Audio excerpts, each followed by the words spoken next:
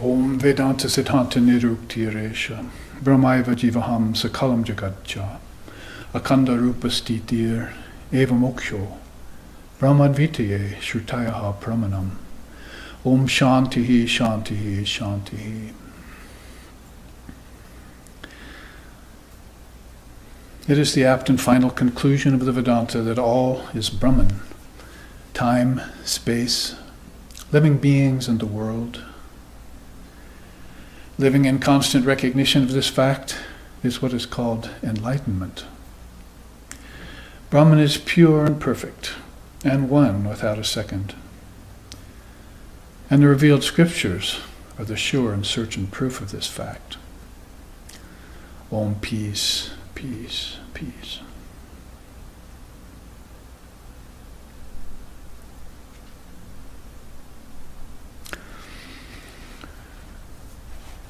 Om Sahana, Om Sahana Vavatu Sahano Bhunaktu Sahaviryam Karava Vahai Tejasvi Navaditamastu Ma Vidvesho Vahai. Om Shanti Shanti Shanti. May Brahman, the reality, protect us. May Brahman sustain us. May Brahman illumine our thinking process. May we not find fault with each other, with the world, or with the teachings. And may what we study be a source of inspiration to us eternally. Om peace, peace, peace. May peace be unto us, and may peace be unto all. Om Hari Om.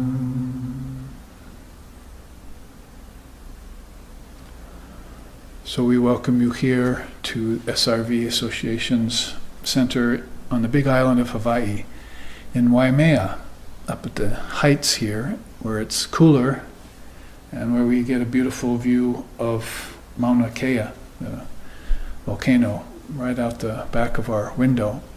And sitting here in our new classroom, shrine room, which we have been away from for the last 4 weeks when we've been on our summer journey, Dharma visit we call it, to the 2 SRV centers in San Francisco and in Portland, Oregon.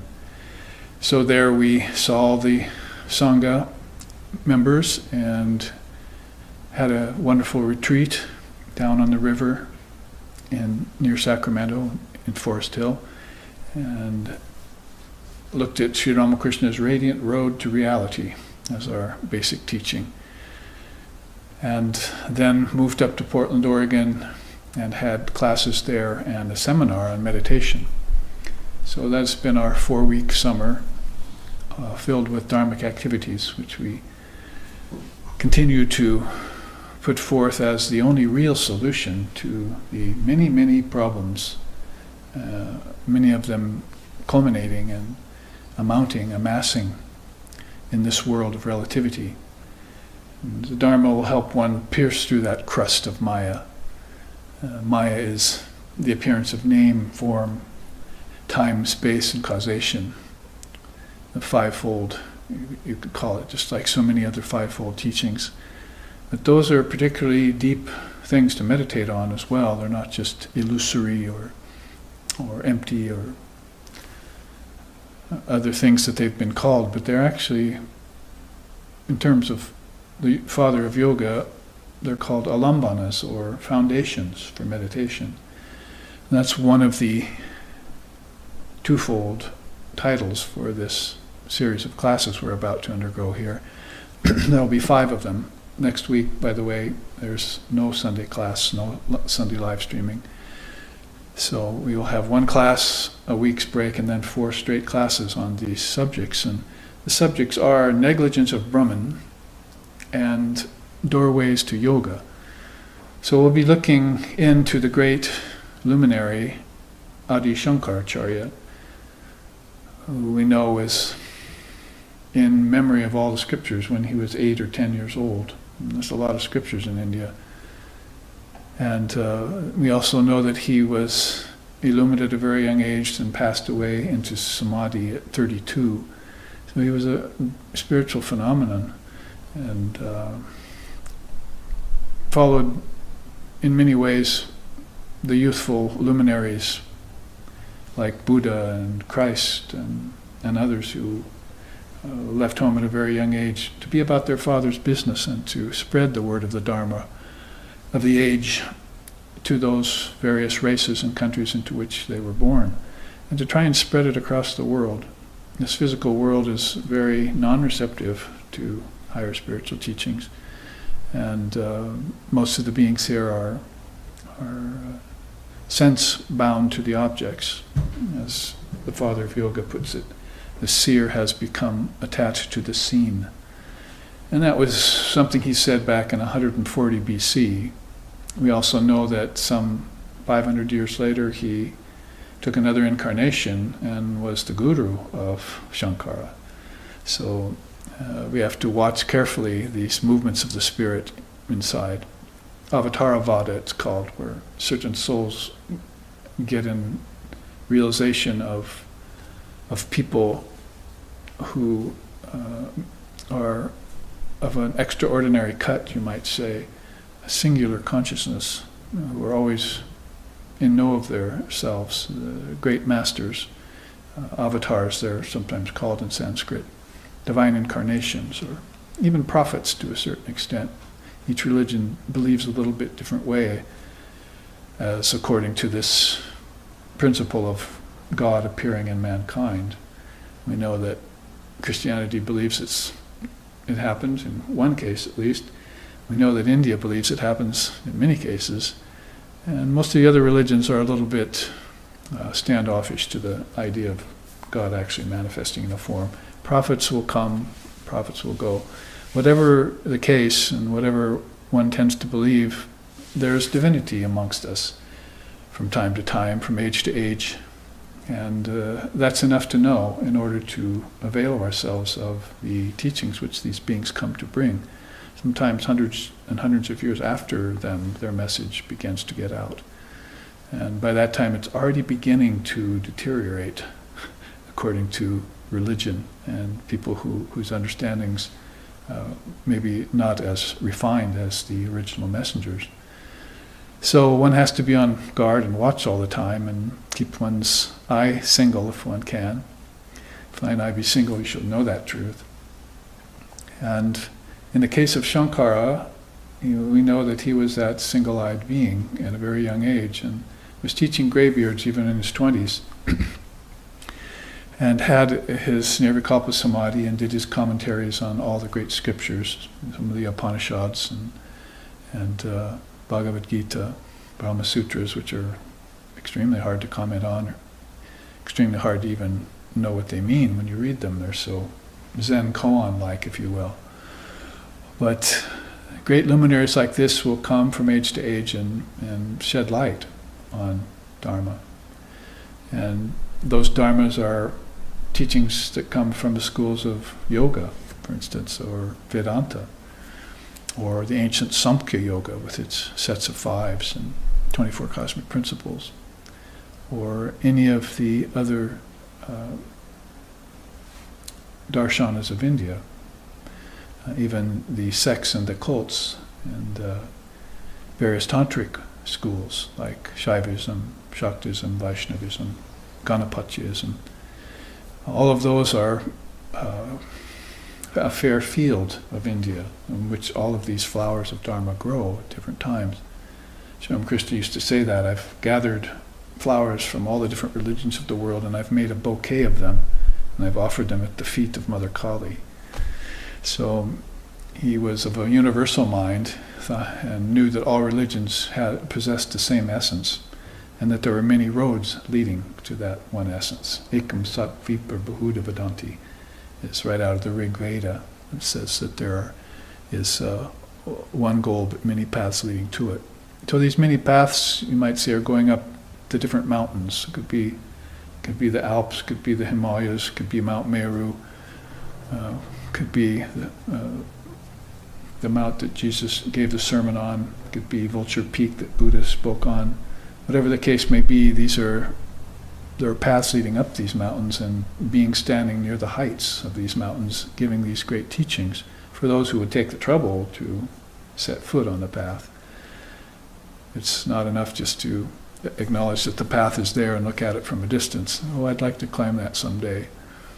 But you have to actually set foot on it and call yourself a practitioner, an adherent to one of these paths.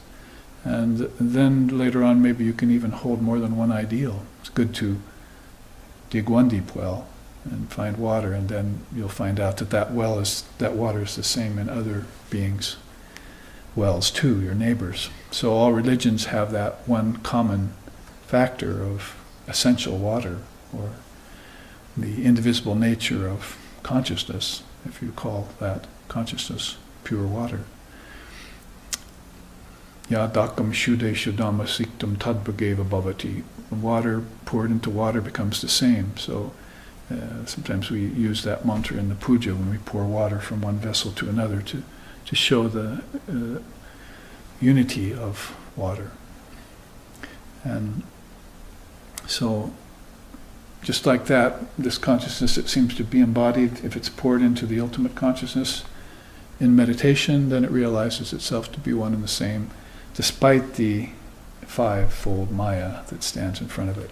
Your name, your form, the time of your coming and going from the body, the space in which you come and the space from which you depart, and also the causation, the karma that you create for yourself when you come into space and time with a name and form. All of those five things are intrinsically connected, and unfortunately they connect themselves into what's called relativity or embodied existence, life in time, in space, creating cause and effect actions that bring back effects to you, good and bad and mixed.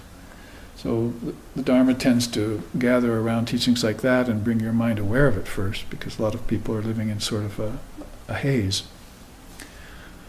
They're in a haze and a maze. And when they get out, they become amazed. They're enchanted, now they become disenchanted. So to disenchant yourself from the coverings, the machinations, the sleight of hand of Maya is one of the very first things that we would do. And I have a new chart on that I'll show you later, about these 9 levels of disenchanting the soul from its allurements in Maya. That's the 7 rishis, how they've done it. So we'll have those kinds of teachings. We'll also look at Buddhism, as I've formulated new charts from the Four Noble Truths, and the 9 nidanas are links into 3 lifetime series of bondage. See, they're thinking very far ahead in terms. So they're not just saying, well, let's see if we can free yourself from bondage in this lifetime. They're thinking, well, it's probably going to take 3 lifetimes for you to do this, and here's the plan. Here's the escape plan. And of course, it's going to be according to the quality of the consciousness in any certain individual. Some people are ripe and ready to bust out and be free.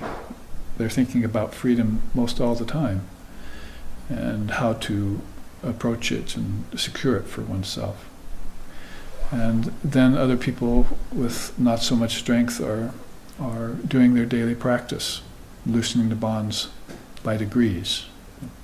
Sri Krishna used to say that there's this big bridge across the river and it's supported by chains. And they've got these 2 big cables going across, and all these chains are supported there, you see, supporting the bulk of the bridge. And elephants go across the bridge, and automobiles go across the bridge, and pilgrims go across the bridge.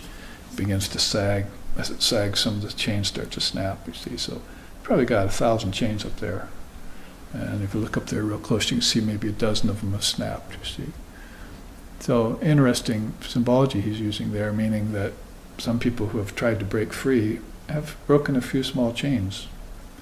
But in order to get absolutely free, they've got another 982 more chains to snap, you see. And maybe to bring the whole thing down, the whole bridge of Maya down, crashing. and to be free as the air you breathe, Vivekananda used to say. I want all beings to be free as the air they breathe.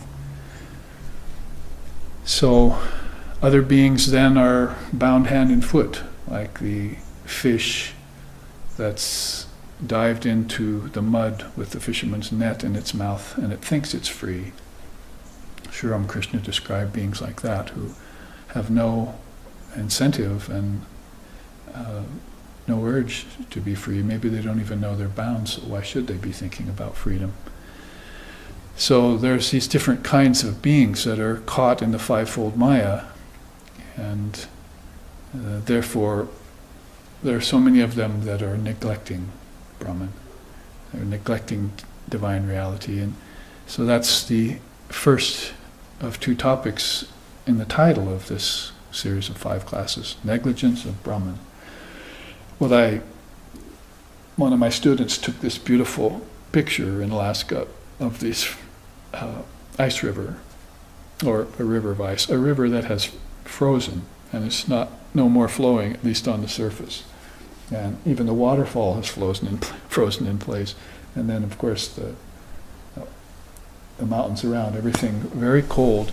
It's a very good image to use for this idea of negligence of Brahman, how the soul, according to this teaching of Shankara, has 7 steps that it begins to neglect its own true nature. You might say it's like not paying attention to your true self anymore. You take your ego self and your mind and your energy and your body to be the true self. That's one of the tantric evolutes of Maya, is putting coverings over yourself and believing those coverings to be real. They're not real. Down in the core is the real you, and you're the one that's doing the covering, and you're the one that's going to have to be doing the removing too. So nothing happens by God's will or by the insidious will of the devil. It all happens by your own will. You've covered the truth, now you have to remove it. And then you'll see what God is. And each being will have their own experience of that, with form, beyond both form and formlessness, for all the great non-dualists think. So in that way, then there's this freezing effect of Maya then that closes in over the soul, numbs it to its true nature, and doesn't think about it even anymore. It's not like people are walking around going, "Gee, I wonder where my true nature went." See, we wish that would happen. See, because we'd grab that person and shake them, take them near a fire, warm them up, get rid of the freezing effect, and loose them into freedom, and then go and do that same thing with another one and another one, until there were many of our friends and compatriots around who were all free and smiling and happy and peaceful and blissful and attracted to truth and wisdom and knowledge and the peace that follows them all, the peace that passes all understanding. So the whole neighborhood, then the whole city, the whole island in our case, finally the whole ocean and all the continents in it would be vibrating with knowledge of Brahman instead of neglecting it. So the title is a bit inscrutable. See, in order to neglect Brahman, you'd have to know that Brahman existed. So we're starting off on kind of a strange footing already when we say negligence of Brahman, because then we're asking you to believe that there is an underlying presence in everything. Even those beings in India who would not admit to the existence of God, Kapila, Patanjali, Lord Buddha, they would not admit to God, to the presence of God. They wouldn't say it didn't exist, and they wouldn't say it did exist. Even those beings then are standing on this footing of an underlying presence or foundation. Lord Buddha called it pragyaparam, supreme intelligence. If to say, well, let's say God equals supreme intelligence. If you thought that the word or name for intelligence in your language is Buddhi, then you'd probably call yourself Buddha. See? And you'd name yourself after the highest thing you could possibly envision. And Almighty Spirit might be a name for that, you see. Or Indram Mitram Vernamagni Matarato Divyaha Saparno Garutman. See, any of those, the winged carrier of consciousness, the fire of yoga, the waters of existence, the devourer of death, the one who shines forth the light. Choose any one of those names for God and meditate upon that. And in your own self. Meditate upon the Lord as your own self in your heart, they say. Until such a time when it doesn't make any sense to meditate in or out. There's no meditator to go inside. So there's no outside and inside anymore. And then the game of cosmic tag has come to an end, and you're it. The great hand has fallen on your own head. You've turned and looked at your own original face, as one of the songs in India says. Oh mind, you're just seeing imitations of yourself everywhere. Just stop, turn, and look at your original face. It's sort of like looking in a mirror, only better. Because when you're looking in the mirror, you may get, like the king of the gods and the king of the asuras might get deceived into thinking that maybe the body is the self.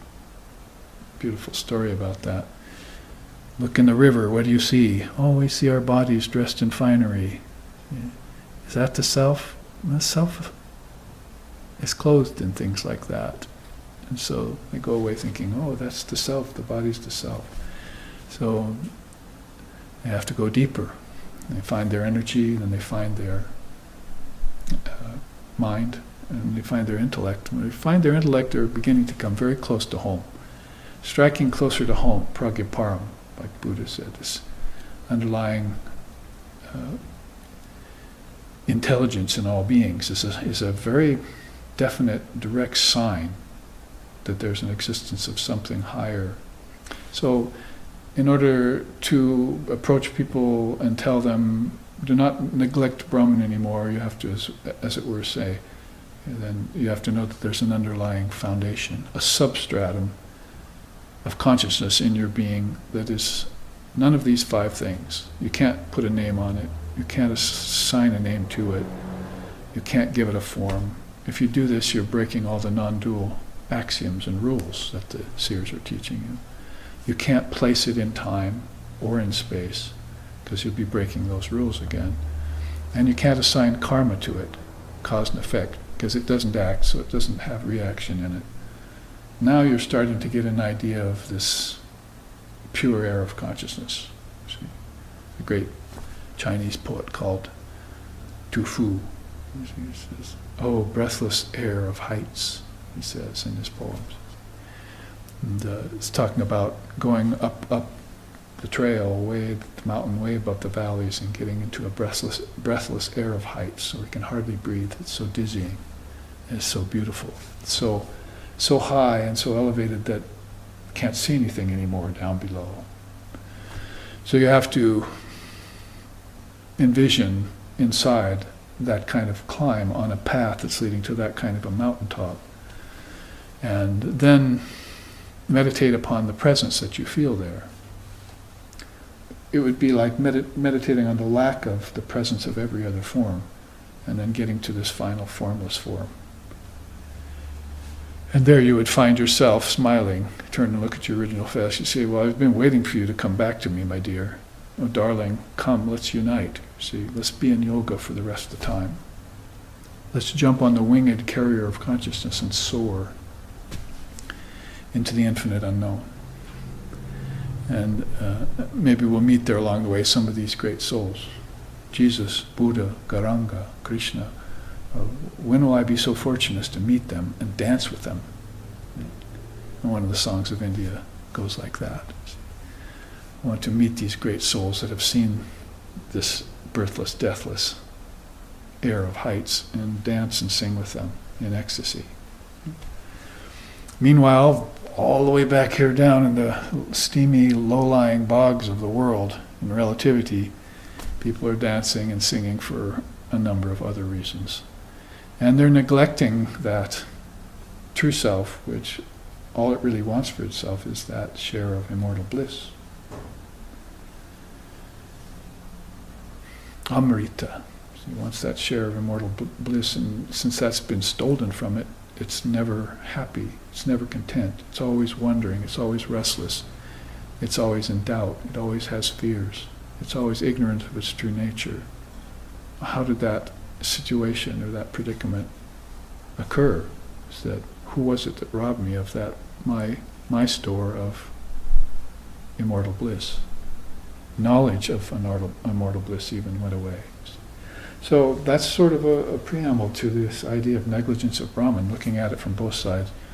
First you have to acknowledge that there's some underlying presence, then you have to see how and in what way you've neglected it in your life. And then ask the seers, how can I bring that back? How can I destroy that neglect? And they'll tell you, well, there's some doorways to yoga here you might want to look into. Like, start off with control your speech and be quiet. Start to listen to the silence.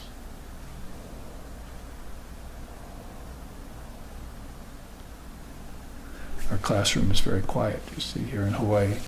And our shrine room right next door is equally as quiet, especially at 5 in the morning when we sit just to meditate there. So that kind of silence is the first doorway to yoga, calming the speech. Mauna it's called, and right out the back here, the Hawaiian word for mountain is mauna.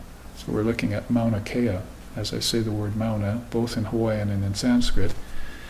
It speaks of very high, peaceful, deep things. And even to then acknowledge the power in a word such as that is to say, well, maybe I need not neglect Brahman anymore. I need to turn and see it dwelling within and make it my own. Try and possess it as far as possible. Beautiful song in India again. I'm thinking of songs all of a sudden this afternoon, but that talks about Divine Mother of the Universe. Try and meditate upon her. She's so elevated, so subtle, so difficult to find. Durga, difficult to know. Try meditating upon her and see her. You'll never be able to do it, the song goes on saying, but by making the effort, you'll purify the mind. And then it can see her. Because in your meditations and in your actions and so forth, you're looking for results. And when that tendency dies away, you'll give up looking for results and you'll just be in a place of receptivity. And then what appears to yourself will be Brahman. That's really what's behind people's urge to meditate, although they're doing it for various reasons. So this non-dual state is supremely silent. It's like the peace that passes all understanding. So if we look at that as teachings, then I want to take you through these two charts, because we'll return to them 2 weeks from today after we finish today's class, and we'll look at them again and again as we go through these 5 series of classes. But we should introduce you to them first so that you'll know what you're studying about when we move on to other charts that are similar to them. Well, there is the 7 descending steps of negligence of Brahman. Actually, this is taken from slokas 321 through 329 of the Vivekachudamani. Now, if you know the Shankar's scriptures, there are over a dozen of them that you can look into that have actually been put into English now by the Ramakrishna order. And you'll find great teachings like Drigdrishya Viveka and Aparoksha Anubhuti, these beautiful long Sanskrit words for sure, but when you translate them into English, they have this very profound significance to them. Vivekachudamani, Viveka would be this discrimination between the true and the false, or the real and the unreal.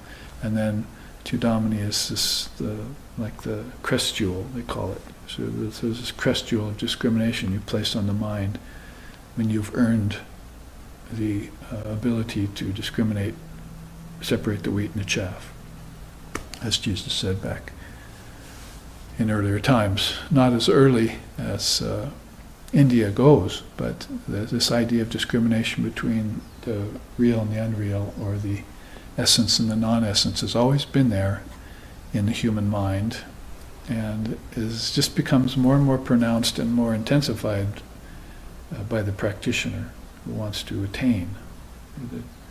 So in order to put that crest jewel of discrimination upon your head, you're going to have to exert effort and attain.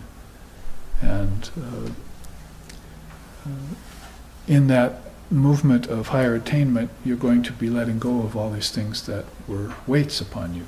Sort of like Sri Ramakrishna said, cutting off sandbags as you go up in a hot air balloon. You know, cut off one or two and you get about 6 feet above the ground, and you feel kind of safe because you know if something goes wrong you can jump out. But the more hot weights you cut off the hot air balloon, the higher it goes, until finally you can see the whole countryside. And at that point you're kind of at the mercy of the winds that are blowing, and how much hot air you have to keep that balloon filled. So like that then, as you become closer and closer to higher attainments, you're cutting off more of these weights. You could say that while the hot air balloon was still on the ground, people couldn't see the weights yet. That is, when people are manning the lower steaming bogs of relativity, as Lord Buddha was wont to say, that they can't see the problems they're in because they're in the mire, and their problems are also in the mire. It's only when they get a little elevation from that, go to a higher ground, loka or bhumi, the Buddhists call it, and get to a higher ground, that you begin to see, oh, there was something that impeded me, you see. And now if I go back there, maybe I'll never want to go back there, but if I go back there, I want to cut this away, make sure I don't get tied into it again. And so in that way, you're constantly cutting away incrustations, just like barnacles collect on the hull of a ship, Sri Ramakrishna said. Pretty soon it can't put out of the harbor, it's so encrusted. Somebody has to get down there, old style, hold their breath and chip away at some of them with a hammer and a chisel. And so that the sailing ship can move free of resistance. So in that way you have to think of your body as a ship that's sailing across the solid earth. Solid earth is like water, and your body is like a boat, and it's sailing across the solid earth. There are songs in India that use that as the symbology. So these incrustations that are keeping you from moving freely where you want to go and doing what you want to do, because there are many cases where people go out and try and engage in action. They have a certain intention, but when they go out and actually do the acts, they do things they didn't intend to do. And they come back confused, wondering why they weren't able to act on their intentions, their original intentions. I see that all the time in people failing one's original intentions. You have a good intention, it's given by the grace of the Mother, and then all of a sudden, month, year, 5 years later, you've failed your original intention, you've given up. So the courage of your convictions has to be there to follow this original intention that you got given to you by the grace of God to the ultimate position, to the highest height. And in that way, you would be railing against the tendency to neglect Brahman with every breath. It would be like alien to you to forget your true self. And they have songs about that, for instance, that they sing. Shidorgana Bulona Bulona Bulona Bulona Shidorgana Bulona Bulona Bulona Bulona Shri Durga Sharane Shamudra Mantane Shri Durga Sharane Shamudra Mantane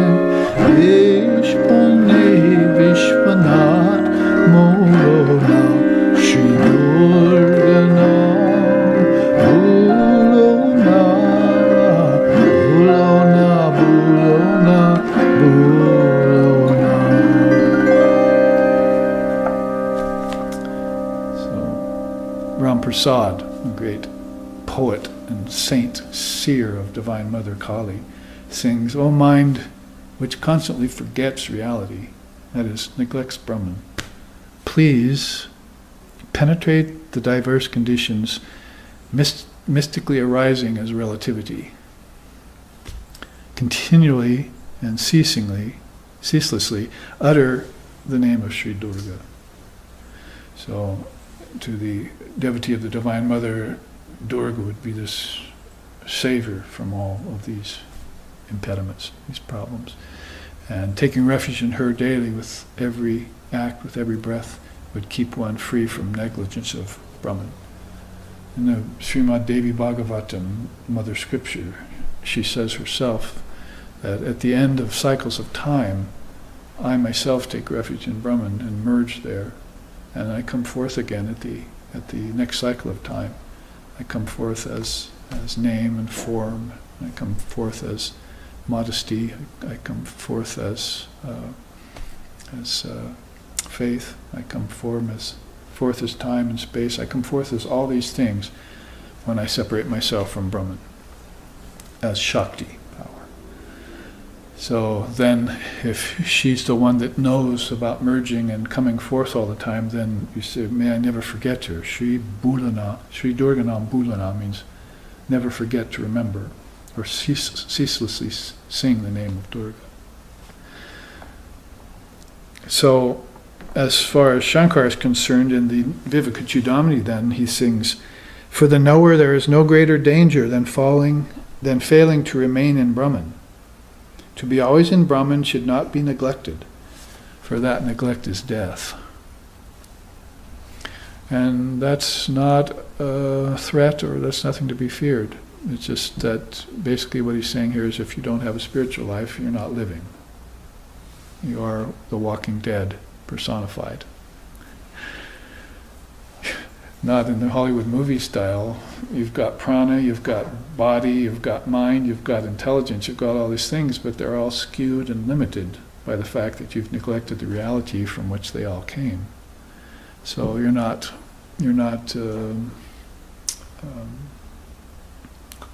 coordinated.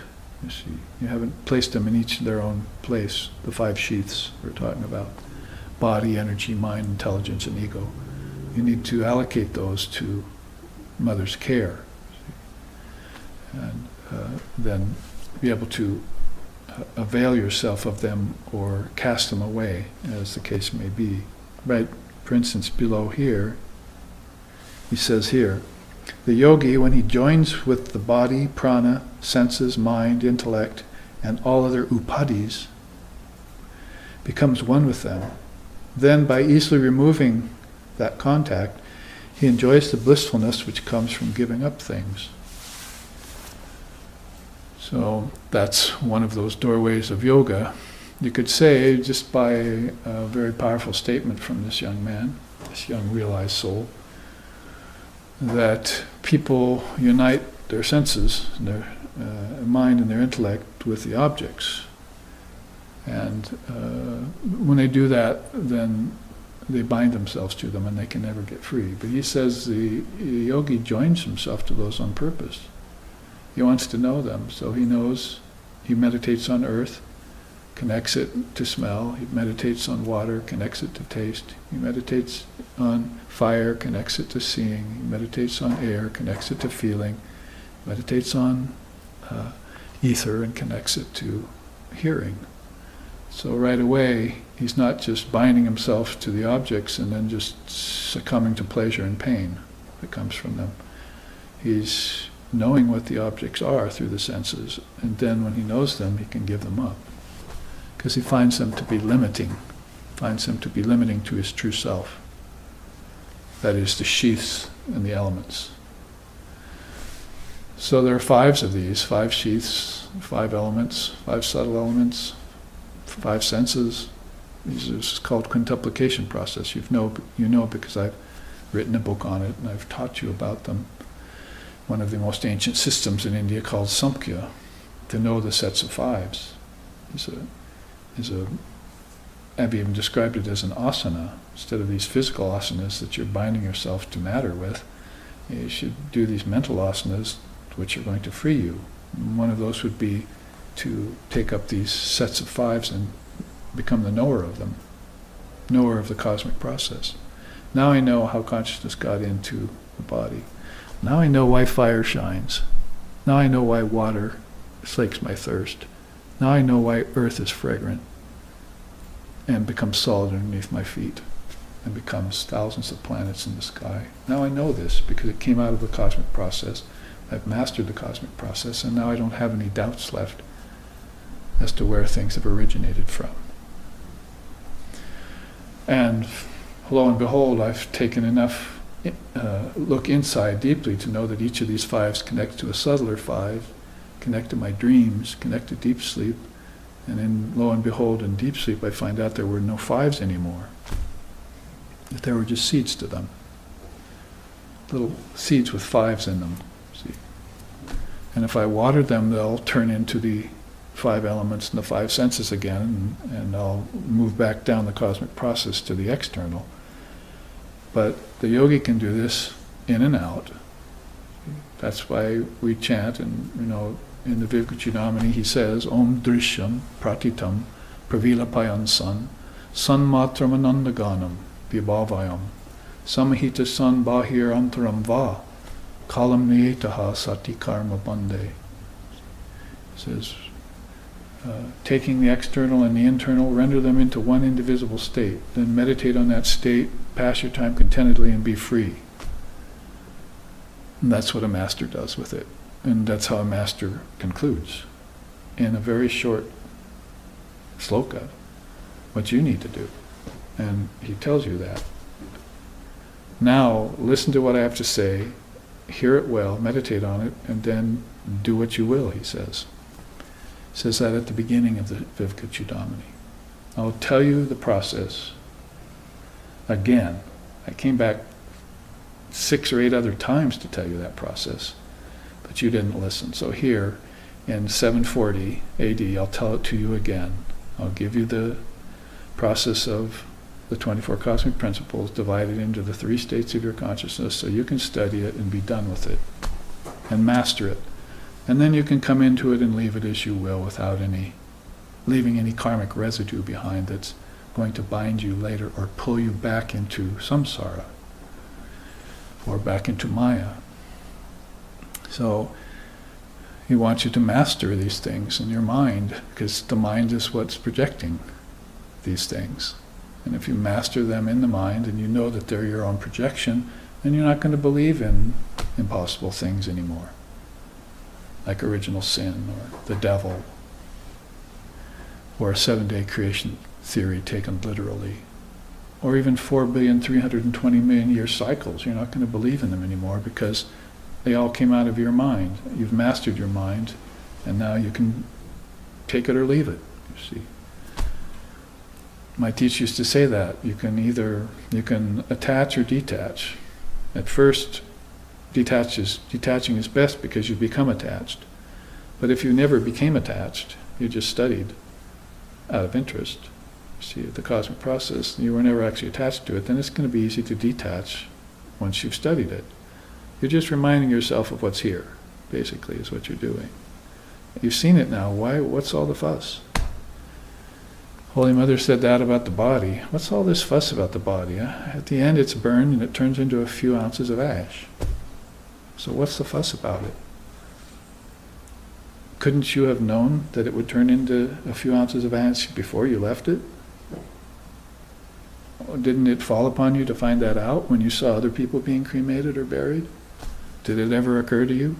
Well, it's a good question. Most people it doesn't, because they don't think death will ever happen to them. They see it all around them, but they don't think they'll ever experience it. They'll somehow avoid it. So there's this garland of 1,000 questions. It's another scripture by Shankar. So in that garland of 1,000 questions that his students ask him, there's one question that was asked by a student. He asked, what's the most amazing thing you've ever seen in all your lifetimes? And Adi Shankaracharya, a young man there, said, most amazing thing I've ever seen has to be the fact that though people are dying all around him, the man never thinks he will die. He never thinks he'll be the one that will be cremated, buried, whatever.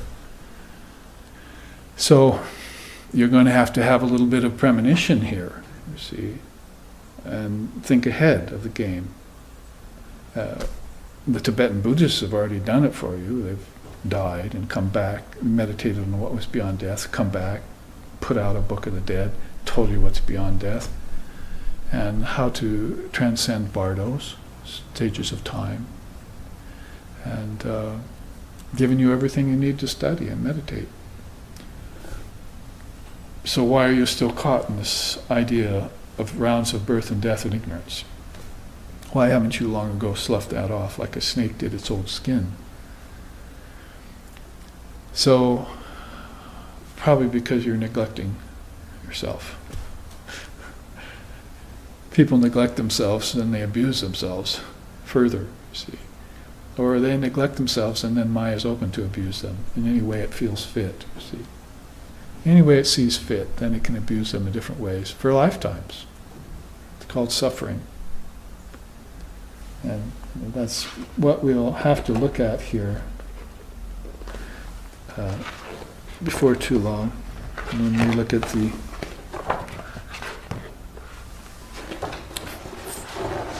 Four Noble Truths and the Eightfold Path. Suffering is the very first teaching in Buddhism. If you don't believe in suffering, you can't be a Buddhist. There it is.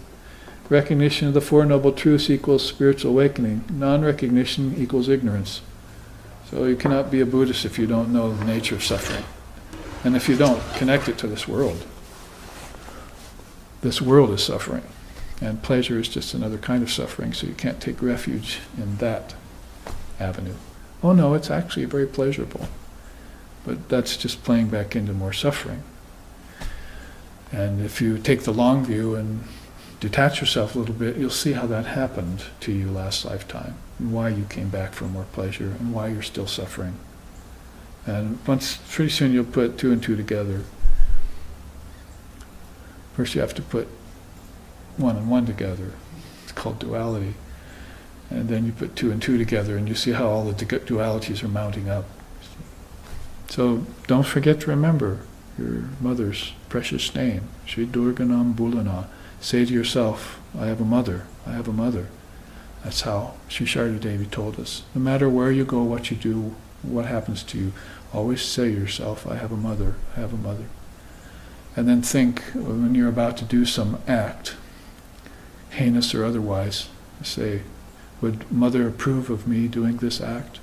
She said, always think of me before you do these acts.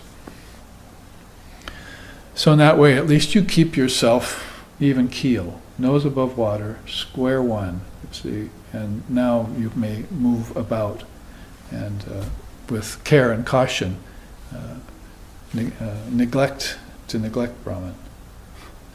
My teacher always used to play on those words. Put death in its own grave, make fear afraid of itself, make doubt doubt itself.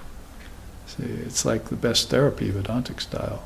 Well, here you have to neglect the negligence of Brahman. You have to neglect the negligence, you see, and pull a one-upmanship on it. See? Show yourself to be master. So there you see, it's sort of like a bouncing ball. He says that at the bottom here. We can read that first, actually. If the mind once forgets its own Atman, that's negligence of Brahman, it ventures far out, like a ball, that when it falls, rolls down the stairs and does not stop until it reaches the lowest step. So imagine your mind sort of like that ball rolling along. You see, even ground, all of a sudden forgets its true nature and makes the first step, the next step, just bounces all the way down. Just like the snow on the top of this mountain has become water and has flowed down and become frozen in this basement of forgetfulness to where you're a godless soul now. You don't have any refuge. You don't have any recourse but suffering. Suffering is your God. Or worse, pleasure is your God. Materialism, matter is your God. The almighty dollar is your God. First, person to say this to us was Swami Vivekananda in 1893. Then we started hearing how everyone was a slave to the dollar. He was the first one that said it. And he said other things along with that too when he saw the materialistic Westerners fastened, pinioned down to matter. Even in their intellectual schools, pinioned to matter. No thought or mention about divine reality and science. No, that can't mix, you see. Nobody goes to school to learn about the divine reality underlying chemistry, underlying biology, underlying religion even. What about the reality that underlies your fundamentalist, dualistic religion? That would be a good reason to take to religion, to find that. It was to seek God and find God, like Sri Ramakrishna Paramahamsa did. That's what he was doing here in the 1800s, showing us how to get back to it. Just a simple, beautiful, pure, natural human being, attracted to God and along every path he could possibly follow. Oh, there's a path leading to God. I think I'll follow that one. Oh, there's another one. Well, here, young man, come to school and learn. No, they're using mother's knowledge just to make money. I'm not going to go down that path. I want the paths that lead to God. And that wasn't even discrimination on his part. He didn't need discrimination anymore. He just wanted to find God while he was in the body. It's a beautiful thing to find God in the body. It's quite rare. I mean, Christians have been looking for 2,000 years for it to happen, minus the lifetime of Jesus, however old he was when he passed.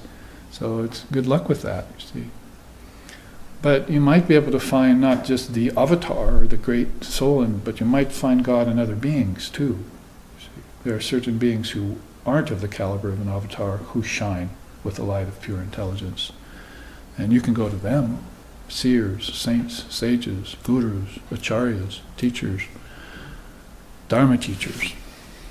And they can share with you their knowledge of the sheen coming off of Brahman, so that you won't be so quick to neglect it anymore, or poo-poo it, walk away from it, turn your back, say it doesn't exist. Atheist style, nihilist style. You should annihilate nihilism. Playing on my own teacher's tendency to play with words, I say, annihilate nihilism. And you should avoid the void. Because we only know there's such a thing as a void because someone saw it. If everything was just a void, then who could have named it? Nobody would have seen it. So the presence of your own self is there, underlying everything. Your true nature is what they're trying to say. Whether it's been neglected and you have to find it again, or whether you're seeking it and you will find it. Seek and that you'll find. And that's a matter of your own, yes, belief at first, but beyond mere belief, faith. I was just driving here today to the center, got behind this SUV, on the back of its window, in huge letters, faith and family. Well, I hope that's a good thing for them and that they're living up to it, but that faith is very important. It's beyond mere belief. And it has to be a faith that's universal, not just narrow into one religion or one country. Saw a place recently where there's an American flag hanging there. Well, I know a man who created a universal flag, you see. He put all the flags of America on the flag. I mean, all the flags of the world, rather, on the flag. So if you look close, you can see every country represented on this world flag. But we should probably just hang that outside our houses from now on.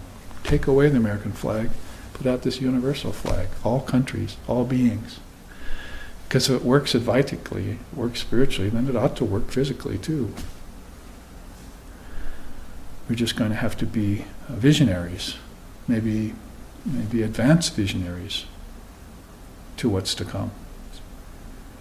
Otherwise, what's to come is the freezing basement of forgetfulness of self, which is not a lot of fun, I can tell you, according to those who have seen the universal ocean of suffering and come back to tell about it.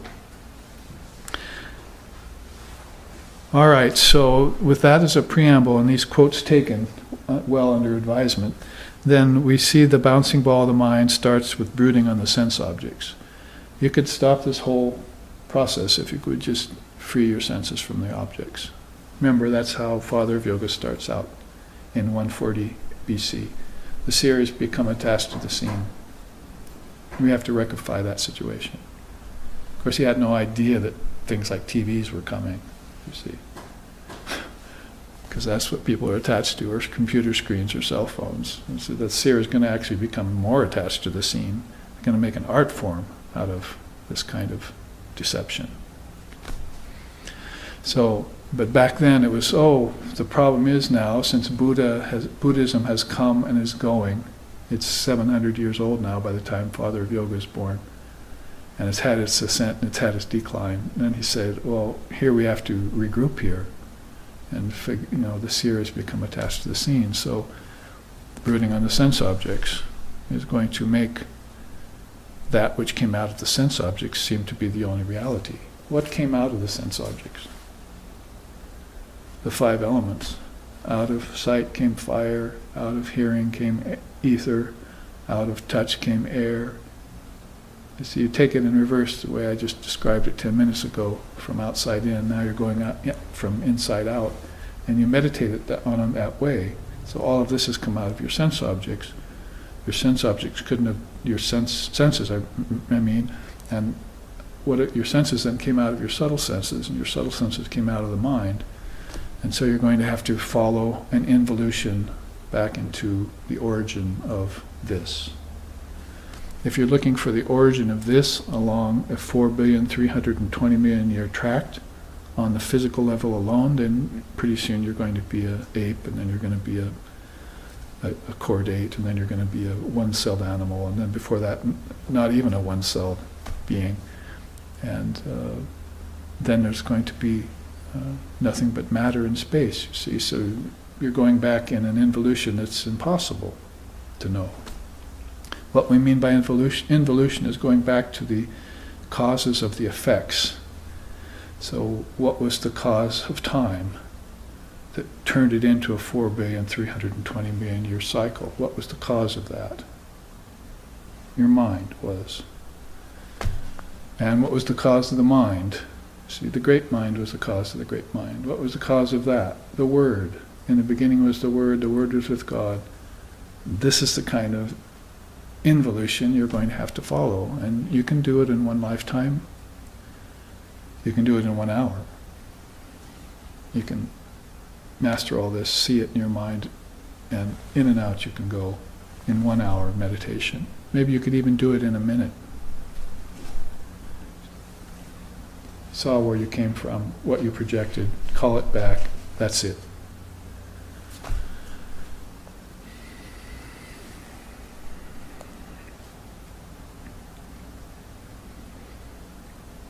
Pramadana na sandeha kim karishyami vrittiman utpatjante vilyante buddhischa yata jale, the Advaita says. So ignorance is unreal, so how can it cause me any real doubt? All my doubt has come from premise of an ignorance that was unreal to begin with. It's only knowledge that's real. Knowledge of the self. Ignorance is unreal. So that ignorance was what caused me doubt, and so it came from an unreal premise, so it too is unreal. So if that's the way the mind projects, then how should I deal with this mind that projects? I should let it rise, project things, and then I should myself dissolve it all back into its source at the end of the day. So everything that comes up in my mind is a projection. I know it to be unreal. It plays for a while. Then I myself step forward, dissolve it back into its source of origin. And myself remains uncovered, you see, in all that process. There's no coverings or sheaths or upadhis or sublations that are in the way of that process. And so that's how I keep myself day to day. The mirror of my mind wiped clean, because I want to see my reflection as best as I can every day. That was Shankar that said that. So brooding on the sense objects is going to be the first sign of a fall that you're about to take. The mind is going to take a fall down some stairs. Thirst for enjoyment sets in. And I wish I really could just teach it side by side with this, but I'm going to have to take this later to see how Buddhism looks at these links in the chain of this fall, called nidanas.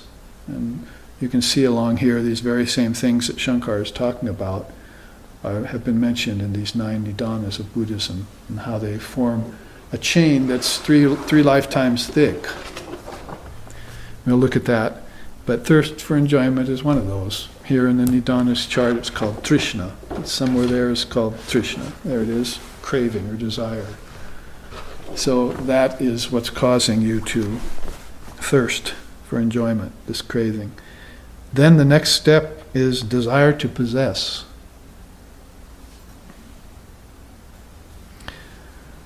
About that time, the mind is going to fall to the cold ground floor of neglect of Brahman, for sure. And that's where the appearance of delusion sets in. At that stage, or floor, you might call it in this fall, that ball has turned from one thing into another, worsening its descent. Now it's called the appearance of delusion. One is the soul's actually deluded at this point. We could put this Nidanas chart side by side with Shankar's Negligence of Brahman, side by side with Sri Krishna's sevenfold road to ruination, side by side. I could just put a chart here and I'd get out of the way, you see. And we could look across the board how these 3 souls, one at a very early time, thousands of years before Christ, and then one 550 years before Christ, thousands of years later, and then one in 714 AD, 740 AD, looked at this same process of how the neglect of Brahman, how the mind falls from its natural state. Original mind, Om, O-M, see. That's what you're trying to retain here, is back to your original mind. As long as you're in a body, the mind's very important. Who said that? Holy Mother. The mind is very important to you at this stage. Don't neglect it. So the same way you wouldn't neglect Brahman, you wouldn't neglect the mind when it's busy trying to find its original state. Because when it finds its original state, it'll find out that that is Brahman. Along the way, you might not realize that, but you would arrive at the original state in which you should be thinking, you should be acting, you should be existing, with the least amount of resistance, even here amongst all the resistances that are here in Maya, in upbringing, in relationships, in karmas that have been gathered. When the mind returns to that original state again, with no resistance to it, then it will find out that it is Brahman. Pure mind is God. That's how Sri Ramakrishna said that. Or pure mind is Buddha mind. Buddha mind is Buddha nature. Our Lord Buddha said that. So, if you have fallen so far as to become deluded to those kinds of teachings, those kinds of facts, then you're at that cold ground of neglect. Then, any place lower to go, yes, the supremacy of the ego kicks in. And that about that time is when the ego, focused on the body and the senses, is in charge of everything. That's where you see a lot of people existing.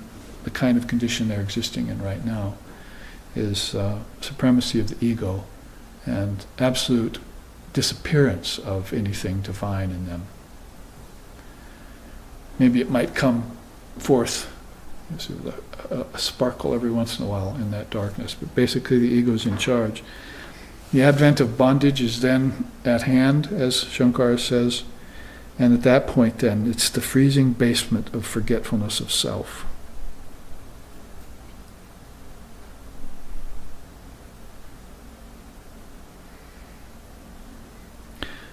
All of that is listed within the slokas 321 to 329 of the Vivekachudamani, so I hope you're all going to rush home after class, take up the Vivekachudamani, look at sloka 321 and read those 8 slokas to see what he says, and if there's any commentator there, I can also see what the commentator says about it. This whole process is pretty much part and parcel of many of the songs they sing. Nama japane kyun chhod diya Rama naam japane kyun chhod diya Rama Nama japane kyun chhod diya Krodha na chora jyot na chora Krodha na chora jyot na chora na panchastane kyun source diya Rama Nama japane kyun chhod diya Rama naam japane kyun chhod diya Nama japane kyun chhod diya. And he goes on singing. This is Kailas is his name. He goes on singing, "Oh, tell me, O mind, why have you given up uttering the holy name of Ram when you should be renouncing your anger, deceit, and dishonesty? You have given up your integrity and sacrificed your love of truth instead." So neglecting that beautiful truth that he lives in. Jihi sumiranite ati sukha paye soratane kyun chhod diya simirunit atite ati sukha paye soratane kyun chhod diya. He sings, "Consider this, O mind. The Lord is the source of all existence. Can you truly afford to neglect him?" Kailas is continually posing this profound question to his own mind. When will you renounce your attachment to this world, offering even your body and mind to the Lord, depending solely on Bhagavan Sri Ram? Nama japane kyun chhod diya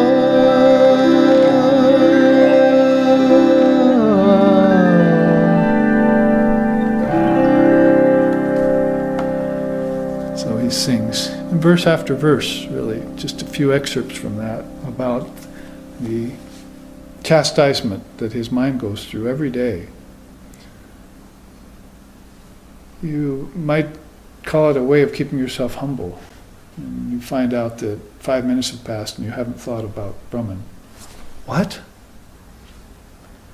I let myself forget Brahman for 5 minutes? Mind, how could you do that? And you chastise it and scold it. And then for the next 5-10 minutes you're fine, and then you forget for another minute. Oh, I forgot. See? So this kind of constant remembrance is called upon by the sincere practitioner to train the mind back to its ordinary state. And there are different supports. Alambanas, again, you can use for this. And maybe to a person of high realization, it seems unnecessary. But to you right now, at that particular state you're in, with the bouncing ball of the mind falling into the lower places, then it's very important for you to step up and take a support. So you begin meditating on your ishtam. So you get a path and an ishtam, and you meditate upon it every day. And that's a kind of long-range protection, you see, because the practice I was just telling you about, checking yourself every 5 or 10 minutes to see if you've forgotten or neglected your true nature, is your own business. But meditating on Ishvara every morning and then every night before you go to sleep, that's a long-range safeguard against forgetfulness of a different kind. You see, a sort of forgetfulness that happens to you in deep sleep, for instance, a forgetfulness that happens to you in dreaming, forgetfulness that happens to you in an unconscious state, or forgetfulness that happens even right down to the very basement of Brahman, which is cold cement. Cold cement you have to sleep on naked every night. So these kinds of methods are enjoined, as I said, and bring the person to a state of original mind. another way it's sung by Tulsidas. We all remember Tulsidas. Tani vinati raghunandan se dukadanda hamara pitauji. Tani vinati raghunandan se dukadanda hamara pitauji. Dukadanda hamara pitauji. Dukadanda hamara pitauji. Dukadanda hamara pitauji. Dukadanda hamara pitauji. Tani vinati raghunandan se. This is my prayer to thee, O Raghananda. Raghananda is Ram again, the Lord of the universe. So he sings to Ram, says, my prayer to thee is that you would kindly destroy my mind's tendency to forget Brahman. Keep me in a non-dual state all the time, because Brahman is non-dual reality. So kindly destroy my mind's tendency to drift out of consciousness of my true self, my true nature. You can put it in religious terms, you can put it in philosophical terms, you can put it in spiritual terms. You should know that that's all the same thing, depending on what level you have to operate on at any given time. If you're not a philosopher, religion should be open to you. If you have an aversion to religion, spirituality should be open to you. So whatever the case may be, you know that all of these things are really amounting to the same thing, is that it's a practice that you need to do, affording yourself with the tools that are at hand for you in that particular time and lifetime. And to neglect them is tantamount to having experiences that all of us have had. You see, in our depressions, in our lifetimes, in our gloom, in our loss, in our grief, various things that come to us in the embodied condition, suffering is. So, to have access to tools and elevators, see, whatever it takes to get yourself moving back up the stairs, a little exercise would be good. I'm at the ground floor, I want to climb to the top of the building and see what's on the top floor and get out in the sun. So I need to exercise a little bit. And that's good on all levels for the people of this day and age, with all the obesity that's happening on the physical level that we're seeing. That's one of the teachings of India too. It's in the kleshas and antarayas of yoga that Father of Yoga, about the same time he was giving this, was talking about the antarayas being heaviness or weightiness of the body. What body gets too heavy? Too much weight, poundage-wise, too much food, and then also too much heaviness, tamas, in it. And so that's one of the impediments to yoga, so it needs to be taken to task. I wonder if we have enough time before the break to give a basic introduction to the doorways of yoga then, which is a little sweeter teaching, just taking you through a kind of basement of cold forgetfulness there and some of the things that happen when you forget your true nature. Brahman is just your true nature. That's why he uses the word Atman up here. You see, when the mind once forgets its own Atman, that's Brahman, you see. And of course the mind is one of the coverings or sheaths or upadhis or containers of Brahman. If you look at the mind as a covering, then that's a negative teaching, but it's got a positive effect. If you look at the mind as a container, then that's a positive teaching, you see. So, kosha, upadhi, these various teachings are to be used simply for the fact that you know that there's been something that's happened, apparently, to the non-dual Brahman by the presence of this other thing called mind. Mind, ego, culprit. That's why Vedanta is throwing out these two terms all the time. Body, mind, mechanism, psychophysical being. Those are the two English couplets that Vedanta coming to the West has ended up with since Vivekananda brought it here. Body-mind mechanism, psychophysical being. So those are the problems. Those are a new set of dualities, if you will, to ponder for the novice or initiate of this particular time. Neo-Vedanta, we call it sometimes. Well, from slokas 367 to 371, we move, because here we were at 321 to 329. So further ahead in the Vivekachudamani, he gets to the teaching of doorways of yoga. You can thank me for bringing these out and showing you charts on them and giving you the slokas and the teachings. You yourself are going to have to go into the scripture and look at it like I did eventually and start to segment these 700 some slokas. This is only 371.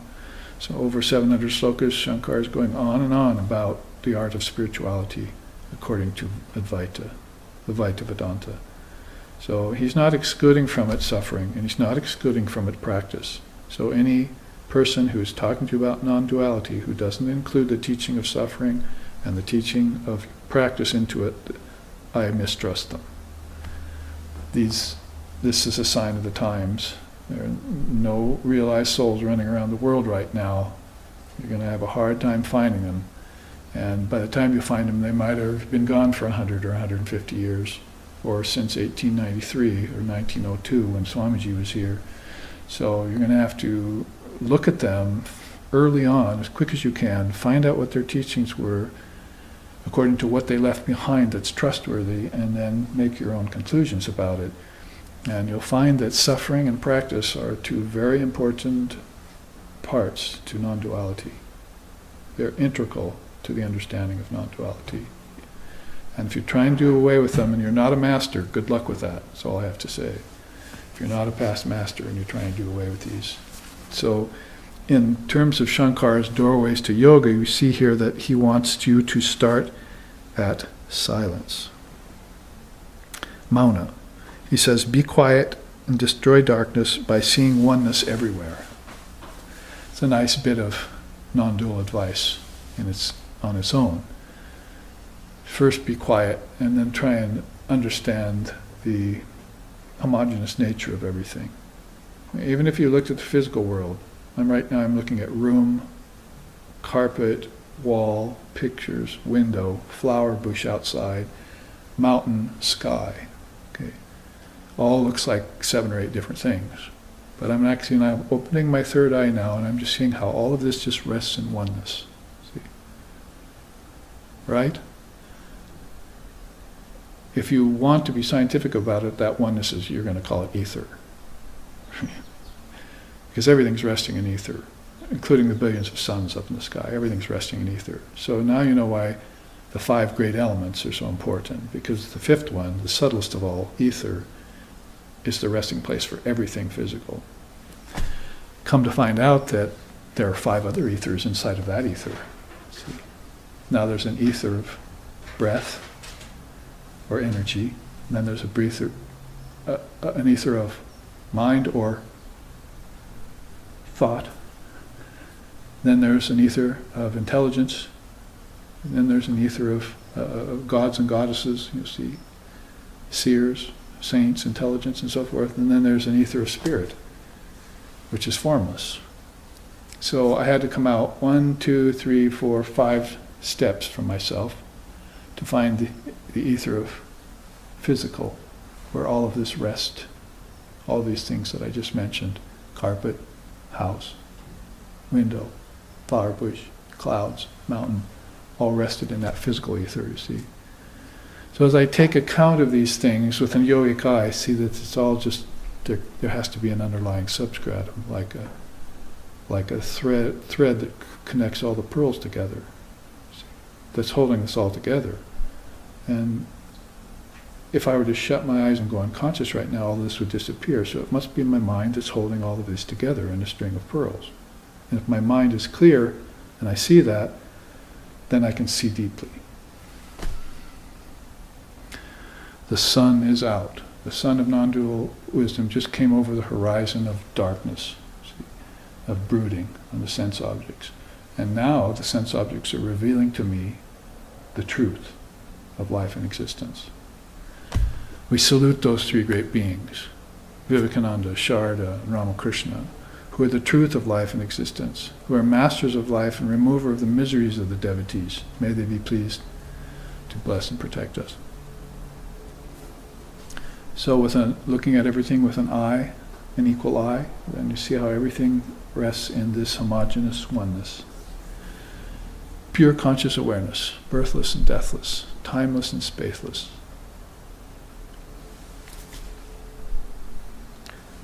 And I just spent a lot of time talking about that, a few minutes, and it all came from silence.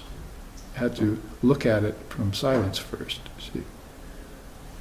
No outer vibrations, no speech allowed. Pretty soon, no inner vibrations, no thought allowed.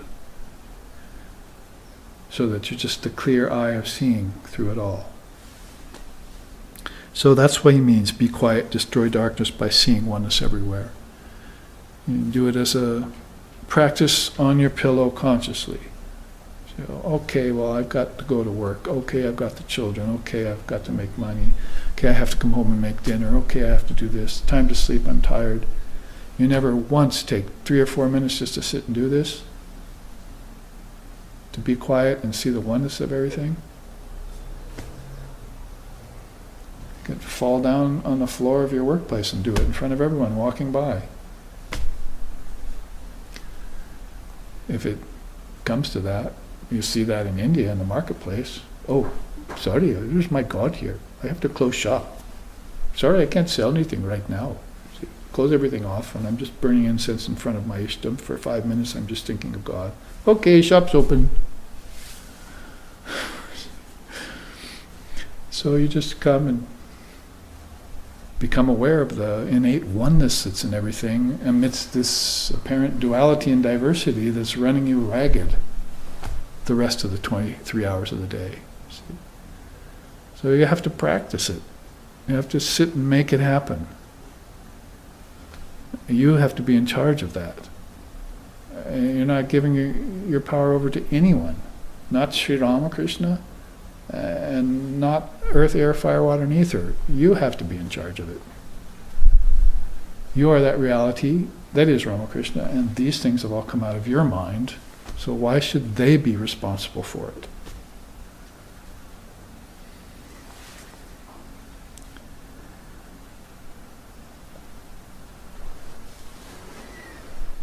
Now, the next doorway he talked about, remain alone and practice yoga. So let's might as well say silence and solitude make up the first 2 doorways of yoga. Make sure that you have a good amount of each of those in your daily life. And if you can't work them in your daily life, as the master said, then go away into quiet, into retreat once a year. Householders need to go into retreat, he said, away from children, away from daily affairs and job. Today it would be away from cell phones and computers. I see people coming to my ashram. They're supposed to be advanced practitioners, and they're out on the deck with their cell phones as soon as class is over. They're not sitting doing this practice or thinking what's happening. Run to your computer, as if that's going to help you or act as some sort of refuge. Did you just hear the teachings go in one side and out the other, and that was it?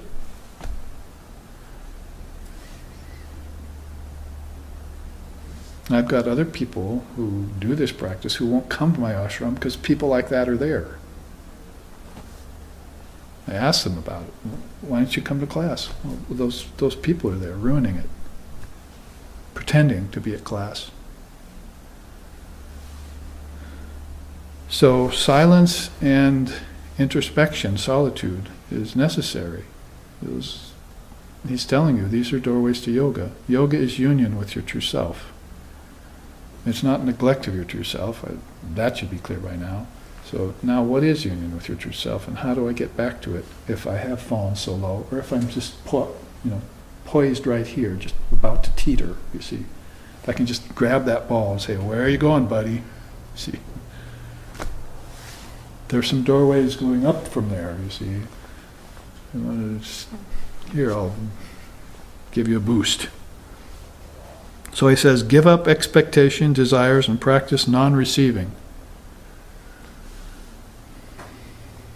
interesting that the Advaitic father of Advaita Vedanta, Adi Shankaracharya, should bring forth the yama of a parigraha amongst all others.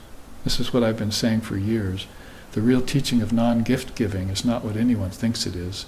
It's what the father of yoga called it. Because you're engaging in commerce, you're neglecting Brahman. And why? Because you're forgetting your past lifetimes.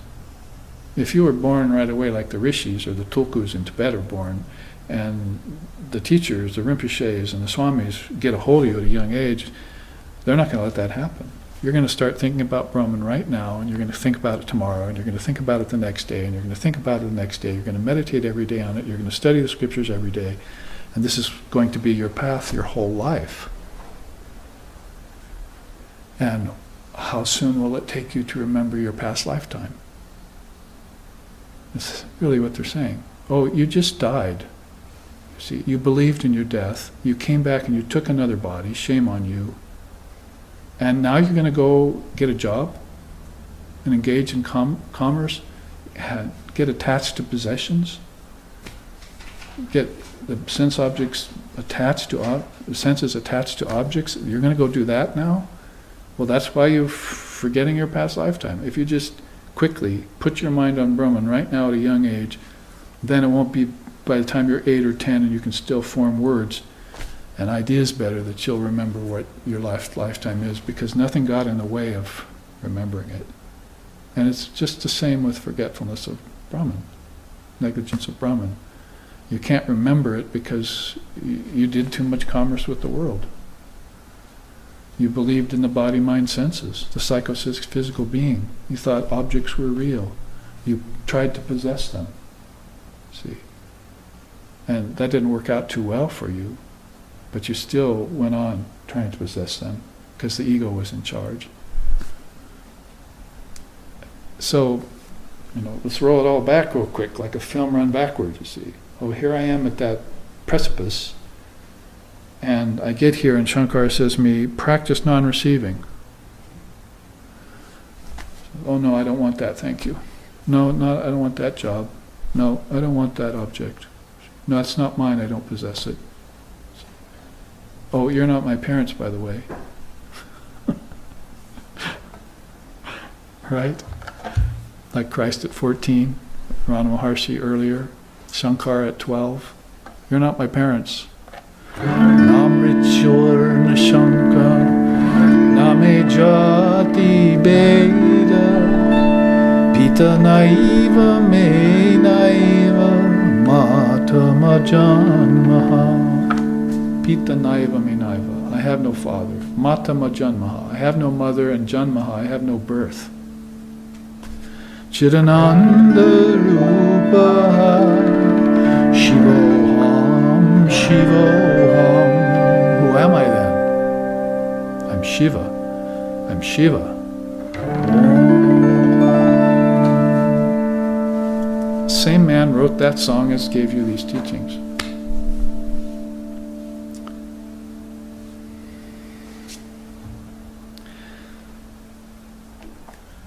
So give up expectations, desires, but he calls out of seemingly nowhere one of the 10 yamas and niyamas.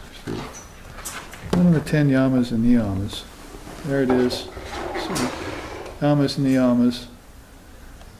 5 yamas, 5 niyamas, the first 2 limbs of yoga. What does he say about non-receiving, aparigraha? Follow the chart. Via non-receiving and non-indulgence, the yogi perceives memory and mastery of his past births. That's why you don't own things, why you don't covet things, why you don't try and possess things. And while the getting's good, you say no to all those things that you're about to receive and that you're about to give away. Because if you don't, you'll forget your past existence, just like that. And pretty soon you won't believe in past existences. After that, you won't even believe in your true existence of Brahman. Forgetfulness and neglect. So here we'll take our break and come back, look at the rest of these doorways of yoga in the final hour of our first class.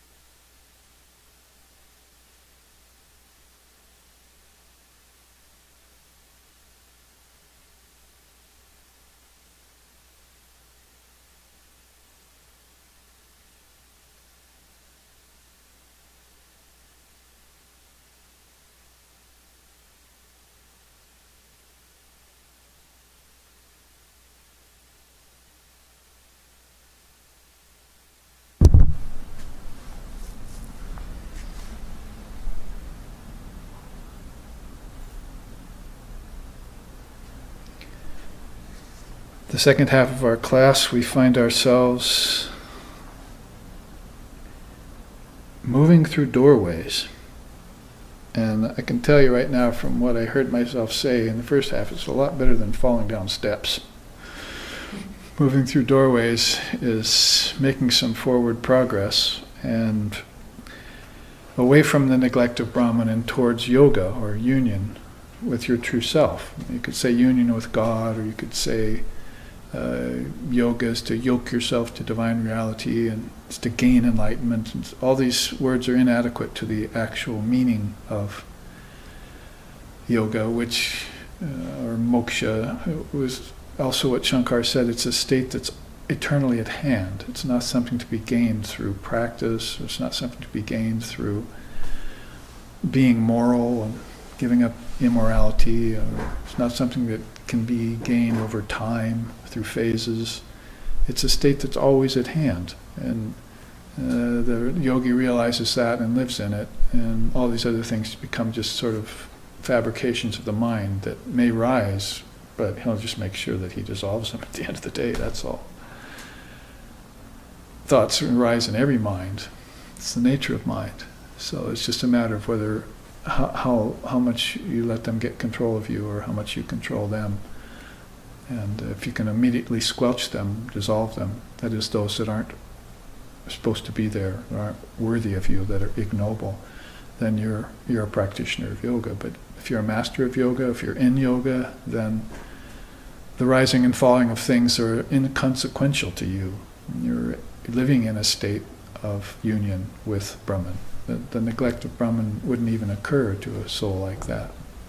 So you see how we're speaking sort of in terms of the nature of suffering, the need to practice, and the natural state which you should always be at, and if you're not, there's some reason for it.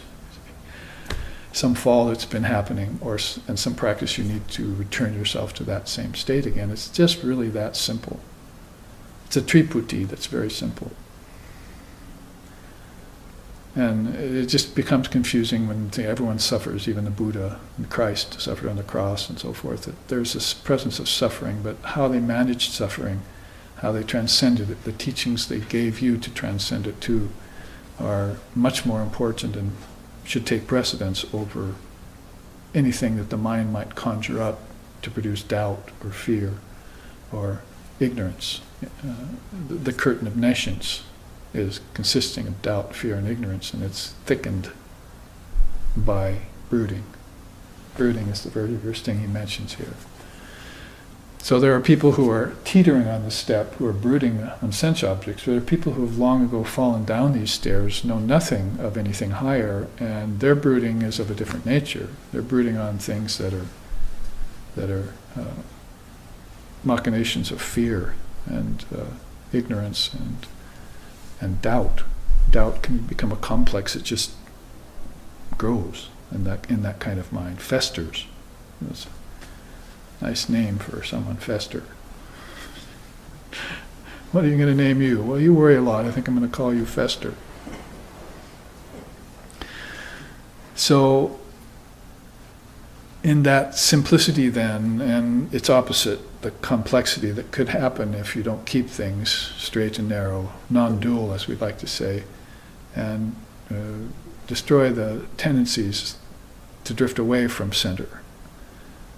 It's much harder to get back to center after you've drifted than it is just to keep center. And people don't realize that.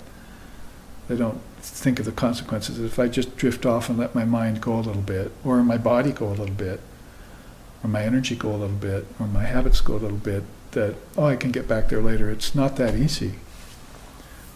Karmas are immediately there at the beck and call of such things, cause and effect, and without any conscience in them. That's why some people become without conscience, because karma is so merciless.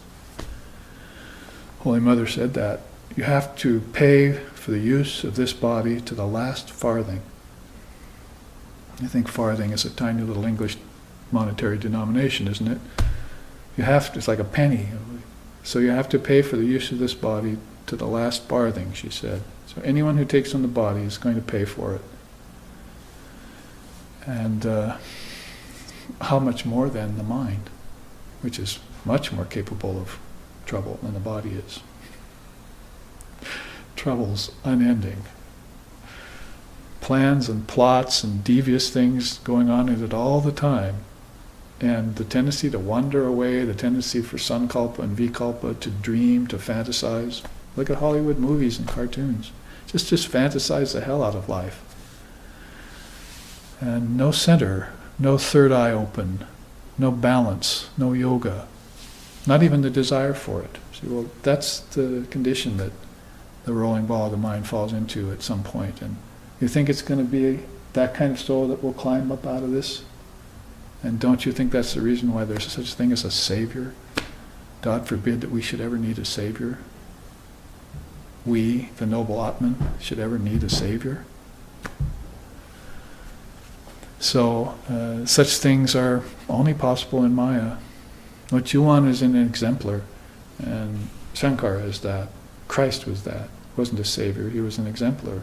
And if you had followed him the days you met him in that lifetime, when he gave the Sermon on the Mount or when he came to Judea or anywhere, and you would have been saved and not have to come back again to this lifetime of suffering. Unless it be on your own auspice. Remember when they asked Swamiji, should a man be reborn? What he said? I certainly hope he will not until he can do so in full consciousness. Direct quote. In English, for this great soul who, like Shankara, just lived a mere 30-some years and was gone from our gaze. But he gave his message in no uncertain terms, and we think of him so much in alignment with Shankara, the same kind of soul. He might have well been twin souls. So, I mean, think about it. If Swamiji hadn't been around for 1,000 years, then let's minus 1,000 years from 1850, and what do you have? About Shankara and Gaudapada's time. So these souls are almost identical. Of course they are identical Atman-wise. They know that. We're finding that out. But you might say even personality-wise they're identical. They're just India personified, coming again and again with these teachings, put in different forms. Now in this form we're looking at, we see, we looked at give up expectations, desires, and practice non-receiving, and I was marveling philosophically over this, him mentioning the fifth yama of yoga. Remember, we looked at it. We'll look at it again. That fifth yama, aparigraha, where if you if you indulge too much in money making, what Vivekananda called the eternal money making, then you forget your past lives. That is, all this commerce with society and relationships and people and jobs and money and bosses and workers and employment and non-employment and unemployment, whatever it comes up is all just causing you to forget your true nature, isn't it? It's like anytime you don't keep your mind focused on your true self, you've forgotten your true self. Well, don't fret yourself too much about it. They asked Holy Mother, could you always think of Brahman? She said, no, how is that possible? There's just work to do. So she was telling you, but she said, anytime I want, I can reach inside, I can shut it all off, reach inside and pull out from under my wearing cloth this diamond, soul, Atman, and I can look at it and see it as clearly as you would pull out a fruit in the palm of your hand and look at it. Hasta Amalaka. Beautiful stotram written about the fruit in the palm of your hand. So, unlike us, she could put it away at an instant's notice. So she's like saying it's always the background of her consciousness. Now, if the background of your consciousness has become job, money, everything, if that's all you think about, if that's all you dream about in your dreams, and it's all you wake up to, then, of course, you're on this descent, this staircase descent. And who knows where you are in it in any given time and how easy it's going to be to retrieve yourself from it. So the background consciousness in Holy Mother's case was Brahman. So she says in her own scripture, as I was quoting earlier, when all of this dissolves, I stay latent in Brahman. I stay latent in Brahman. So that's what your mind has to learn to do. Even when it's working, you see. It's possible to hold both of them at the same time, so one goes to the background, you see. So make sure it's Brahman that goes to the background when you're working, and not work goes to the background when you're working. Because that's the predicament of most people. They're working in their dreams. And they don't really get any rest, and so they sap their energy and they die early. They get overweight, they give up. They have all sorts of mental problems. They can't have peace at the end of their life. So Lord Vashishta said, if you get towards the end of your life and you're not in peace, then something went wrong. So he's saying that the natural result of living a life in the Dharma is peace. That's the way you should end up. And it's got to be a peace whether you eke it out a little bit at a time, you retrieve it yourself from these negativities, or at the end you have the power to say, I renounce you. Everything that I've experienced in this life is worthless. Only Brahman was true through the whole process. Only myself was there through the whole process. If my mind betrayed me, if my ego betrayed me, if my very energy betrayed me and my breath betrayed me at the end, I only have one thing I could rely on. It's got to be Brahman. So I have to acknowledge that while I'm still in the body. And you do that this way. You sit quiet, silent, control your speech, remain in silence. And what else do? You control the senses and the mind because they're going to try and convince you otherwise. Oh, they're going to whisper at you, you see.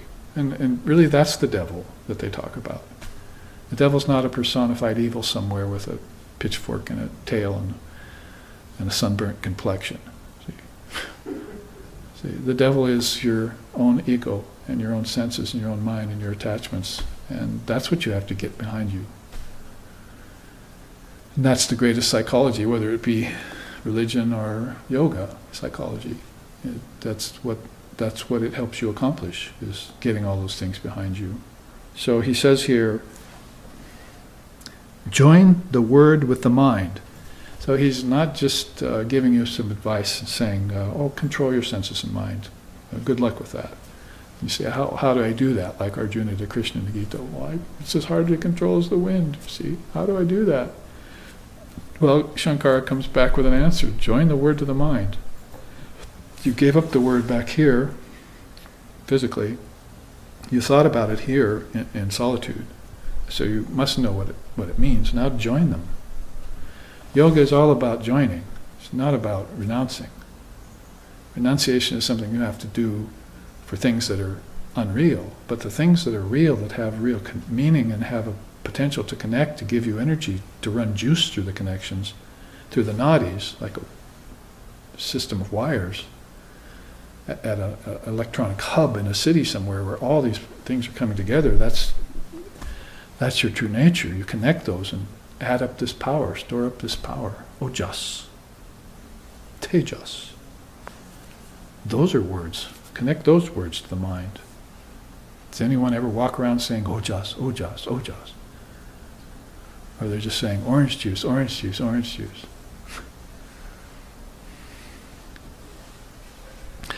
This picture, by the way, shows Holy Mother sitting on the sun with her arm resting on the world. And of course I put it together as a composite, in the space and background, the ether and background. And she's sitting there in one of her famous poses. See, we caught her some 20-some times on camera. We were fortunate to do that because she was very modest and didn't like to have her picture taken. But for posterity, as they say, now we have wonderful poses of hers. This is one of her less used and little known poses that I happen to like very much.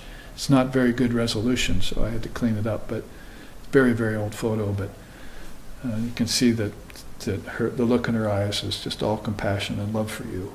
And deep wisdom pervades that look too, as if she knows that if she can just give you these teachings, you'll be fine.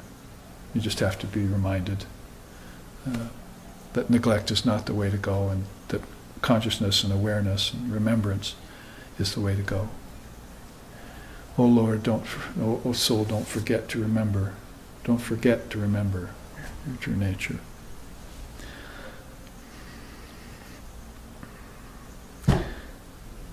Join the word to the mind, then join the mind to the intellect. So it's an inward stepping process, doorways of yoga. At the break, we had questions, and we were talking about, the live stream audience was not viewing it, but we had talking about how the yamas, niyamas, that this is, you might say, some additional teachings of Shankara that he's adding on to the teachings of Patanjali, so that the yamas and niyamas, which are observances, 5 of them, and 5 practices, are actually have requisites for them.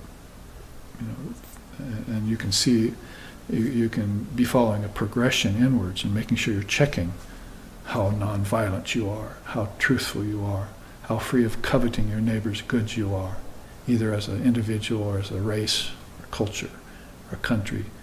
How free of these you really are, because you've controlled your speech about them. Holy Mother used to say, you should make everything known that's going on around you. You should know everything that's going on around you in your neighborhood, but you should never talk about it. That's a teaching from Holy Mother. Know everything that's going on. So you're observing. You're silent, and you're observing. You're in silence, solitude. And when you observe everything going on, and you just draw your own conclusions, but you never talk about it to anyone. And of course, that's the kind of soul that's fit for yoga, or making themselves fit for yoga. And pretty soon it's only going to be a matter of time that the senses will come under the control, because they're actually practicing that here without knowing it. Just tell a child, I don't want you to talk for the next hour. So they go and they think it's a penance, or they think it's a punishment. But actually they're controlling their senses. And they don't know it. So adult children are like that. That is spiritual, puerile children. So we've gone on to call this all spiritual babies here in the West. We're practicing control of the senses when we do something like that. So it's not till later that we find out that actually our senses are coming under our control. We didn't really have to put much effort into it, because we already had been given the requisites, you see. So Ram says here, the illumination dawns on the human mind by stages. We just sang some of beautiful Ram bhajans before we closed for the break. Itani vinati ragnandana se, and nama japane kyon chordia. Beautiful songs like that, where he's talking to his mind, basically telling it to get it together, control yourself. Your problems are all because you're too outgoing. Draw in. Introvert is not a bad word. I would say that's a very positive word in this day and age. Extrovert's the bad word. Going out far too much, and you're letting all your senses and your minds and your thoughts and everything go out along with them. And then how can you control it all out there? How can you protect yourself from all the karmas of the collective mind and society when you're putting everything out there unguarded? If you were just to withdraw it back and be quiet still, see. So these first 3 doorways are like that, and you get to control of thought, you might as well be a master already. If you can control your thought, you can do anything. To me, that's like the 6th limb of yoga, concentration. If you can control your thoughts, and you will have a possibility for samadhi then, because you can pretty soon control them so much that you can make them go away for any given period of time, like a 1-hour meditation with no thoughts, where you're just floating in the Divine Mother's womb. We're all contemplatives floating in the Divine Mother's womb. But then we take birth and we eat poison instead of nectar. Can I cut my attachment to the world as easy as the midwife cut the umbilical cord that connected me to my mother? That's a song in India. Those are the lyrics of a song of deep thinking people, of God-centered people, of people with a history of a race of illumined souls, a whole caste of illumined souls called sannyasins that were at the base of their country. Can I cut my attachments to this world as easy as the midwife cut the umbilical cord which connected me to my mother's body? That's the way they're thinking, you see. And then floating. Before we take birth, we're floating. We're all contemplatives there. You see, we haven't assigned our consciousness to a limited form yet, and we're floating. But we're still there. See, people think, oh, that's not going to be much fun because I don't have a body. No, it's not going to be much fun. That's the point. It's going to be blissful. Fun isn't blissful because it has an opposite. But this peace that passes all understanding, this ananda, this absolute bliss, is ongoing, unalloyed, untainted, and uninterrupted in the soul that realizes it. Imagine that. Or better, envision it. Best of all, realize it. So he says there, join the mind to the intellect. So after you became silent, if you want to put it really conclusively and cut it all down to a minimum, become silent, then practice non-receiving, non-expectation, non-desire, control the senses of the mind, control the thought. About the third and fourth doorway here, you're beginning to make connections, is what he's saying. Back to your true self. These are the connecting points that have become frayed. That is, they've been cut and frayed, and they ended up here. These are the unfit nerves, nadis, that caused you to fall off precipices into valleys you didn't want to go, and you couldn't help yourself. But with these frayed endings now connected, you see, back to their original sources, then all of a sudden you're having this success in spiritual life. And mother's watching, you see, got her arm on the world, you see. It's like her easy chair. Sun's her easy chair. World's her armrest. You see, you'll do it, you can do it, my son, my daughter, you can do it.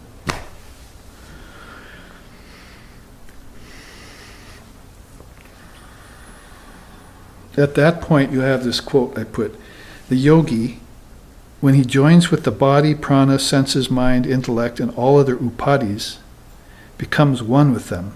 Then by easily removing that contact, he enjoys the blissfulness which comes from giving up things. Patanjali often said that. The yogi gets more joy out of giving things away than he does receiving them. So he'll make sure that anything that comes to him, he disperses it right away, distributes it in the right way. Of course, with responsibility and the right mindset. Very careful in giving gifts, if he gives them at all. But mostly ends up in a state of non-ownership. Not a lot of things around.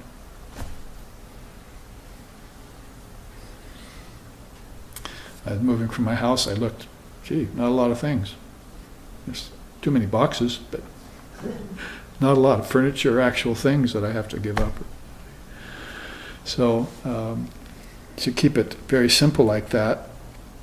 In fact, he's got a beautiful chant I think it is in the Vivekuchudamani. He says, Om mano na buddhi na sharira indriyam tanmatram bhutani na bhuta panchakam aham kritas chapi vyat swarupakam tamishvam atmanam upuiti shashvatam. So he says basically, na mano na buddhi na sharira na indriya no tanmatra na bhutani na bhuta panchakam. So, no mind, no intellect, no coverings, shariras, no sheaths, upadis, no senses, earth, tasting, touching, hearing, feeling, seeing, and smelling, no elements, bhutani, bhuta panchakam, no 5 elements. All of these I've merged back into Brahman. Along with the ego, he says, aham kritas chapi. Along with the ego, I've merged all these things back into Brahman. Vyat swarupakam, into their essence. tam isham atmanam upuiti shashvatam, he concludes, you see. So, back into that ishtam, which is my own self. See, I've merged all of these things. They came out of me, I'm responsible for them, I merged them back in. Now, when I'm outside of a body, this has all been done. I don't have any addendum there. I don't have any unresolved things. But when I'm in the body, and I'm a yogi, and I have these things, I have to be dissolving them every day, consciously. Because dust collects in the mind, pride collects in the ego, unfit knowledge collects in the intellect. So if that's the case, these residues collect there, I have to make sure I'm dissolving them into the fire of yoga every day, right? That's my practice. And if I'm not feeling well at any given time, I have to go back and see what part of that didn't get dissolved. I threw something in the fire, it only got half burnt, you see. There's some shell in there. So I have to make sure that I'm just dissolving it all. That's why I smear ashes on me later, you see. If I burnt something, and then I'm a naga, wandering naked soul, or if I'm a Shaivite, whatever I burned, I take the ashes and I smear on me, you see. Wearing my own renunciation of everything, you see, as my protection. So if I didn't burn something completely, it's going to, not spread on me very nicely, you see. I have dry crumbles on my skin, you see.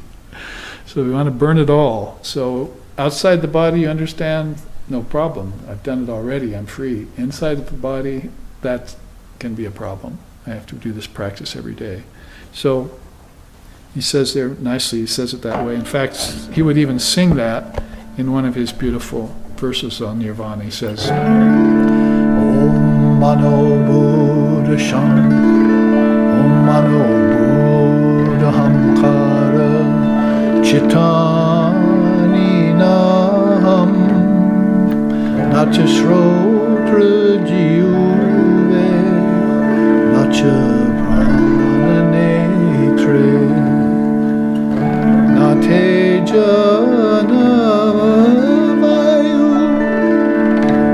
and so forth. He goes on, I'm not the mind, I'm not the intellect, I'm not the senses, I'm not fire, I'm not earth, I'm not air, I'm not water. Who am I then? Shivaham, Shivaham.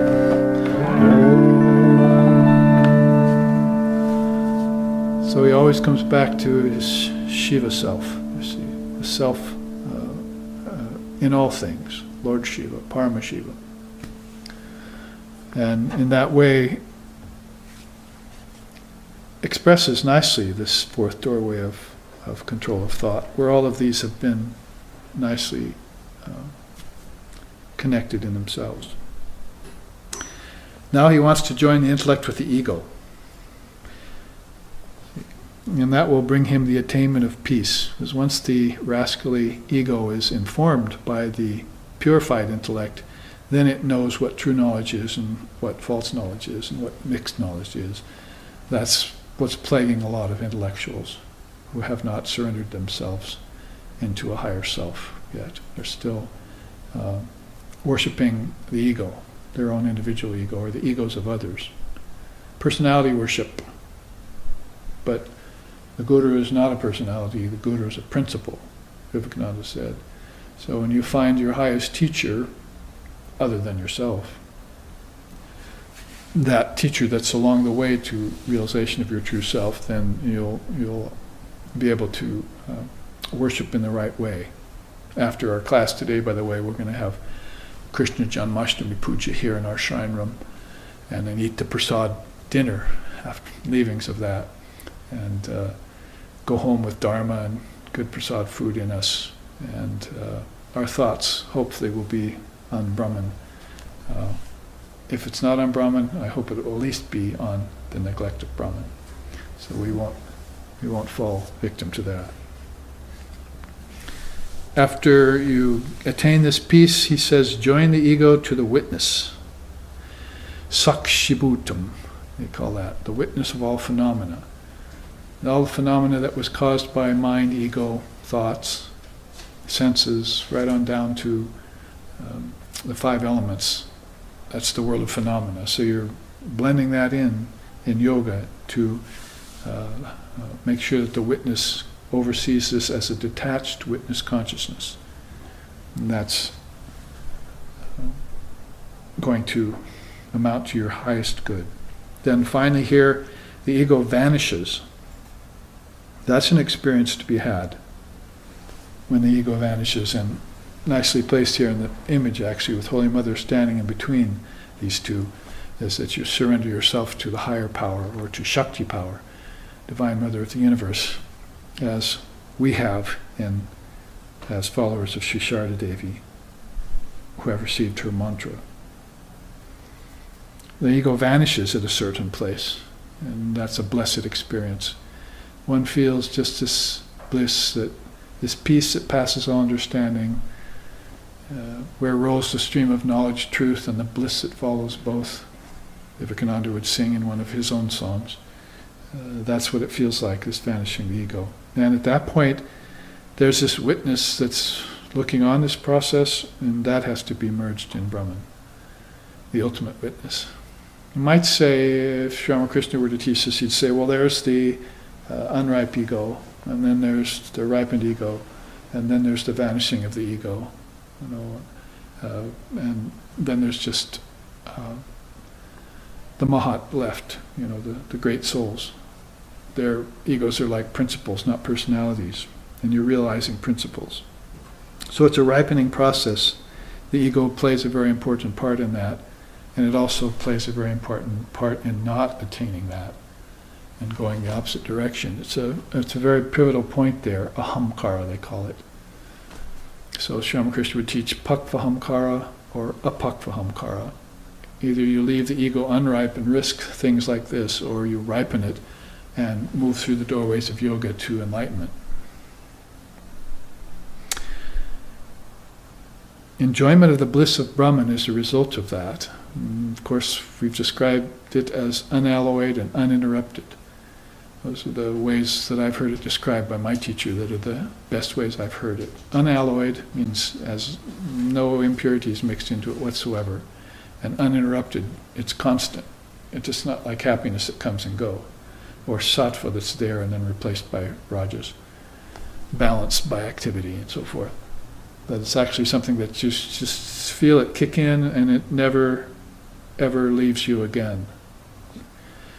And it can, only thing that it can do is get subtler or more intense. We've seen that in the seers. When that bliss of Brahman gets intense, that's almost unbearable for the embodied being. That is, the body, Sri Ramakrishna described that as an elephant getting into a hut. Going to shake it down before too long. Shake it down to its very foundations. So when that bliss becomes very intense, then you feel like the human body cannot take it anymore, and the nervous system cannot take it. But then it'll subside and go back to a subtle bliss. But it's nevertheless uninterrupted the whole time. And the soul's in cognizance of it. And then the only thing he concludes with here is attachment to and detachment from objects at will. Objects there would be bodies, your physical body, your subtle body, and your causal body. So, you'd be attaching and detaching from will at that point, from the rebirth process or no birth, as the case may be for you, and the objects that you choose to be in your lifetime, should you choose to be in another body, would also be at your beck and call. We've talked about that before in terms of the teachings of the Tibetan Buddhism and so forth.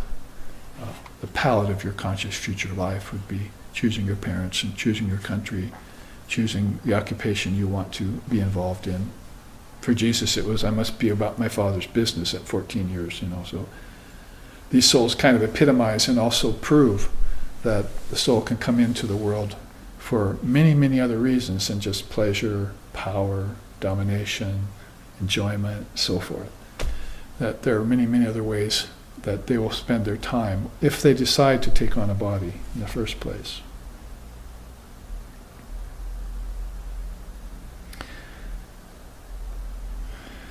So, only that meditation, we end with the chant here, the sloka, only by that meditation that is free from all doubts does one realize the self in nirvikalpa. Otherwise, other thoughts will enter into the unstable mind, which will then get mixed up with them. So from here on down, there's a danger of falling into an admixture of thoughts that can go against your best and highest good. But at that point onward, where the ego begins to ripen, he's saying that this is an experience that would lead towards nirvikalpa.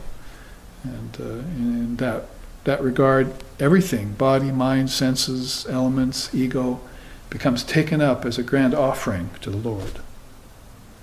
It's a very beautiful thing. Astamalaka, fruit in the palm of your hand. And that great soul sings it this way. Vivasvat prabhatam yatha rupam aksham pragrinatina batamivam vivasvan Yada bata basaya chakshanekaha Sanitya palabdis swarupahamatman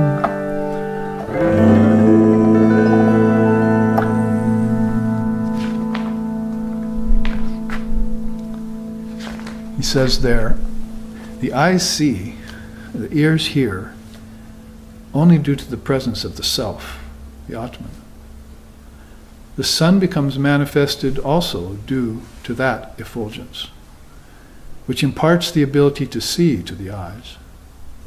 If not for it, darkness and ignorance would prevail at all times.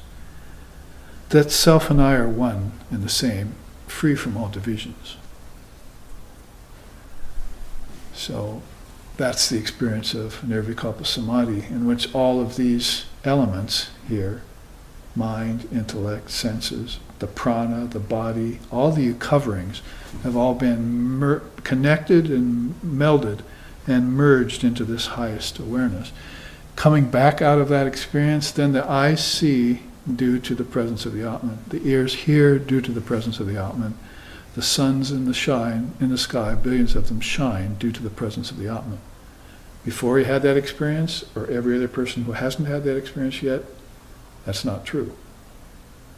It's only that person who's had that experience of nirvikalpa who knows how the eyes see, how the ears hear, and what makes the billions of suns shine in the nocturnal sky. And they know that that's this ever-present Atman. Sanitya palabdis sarupaham Atman. It's the essence of all things. So he sings that in 13 verses. That's just one of them.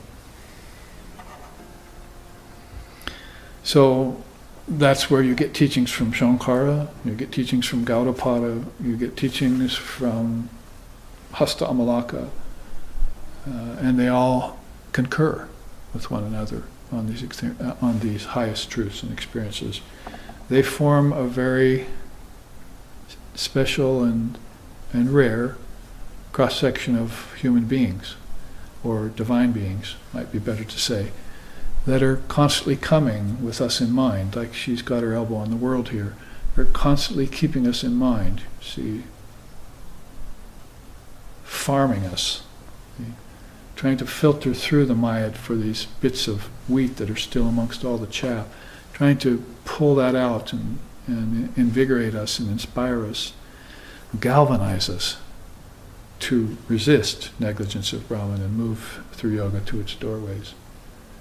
First, we have to become aware of those doorways.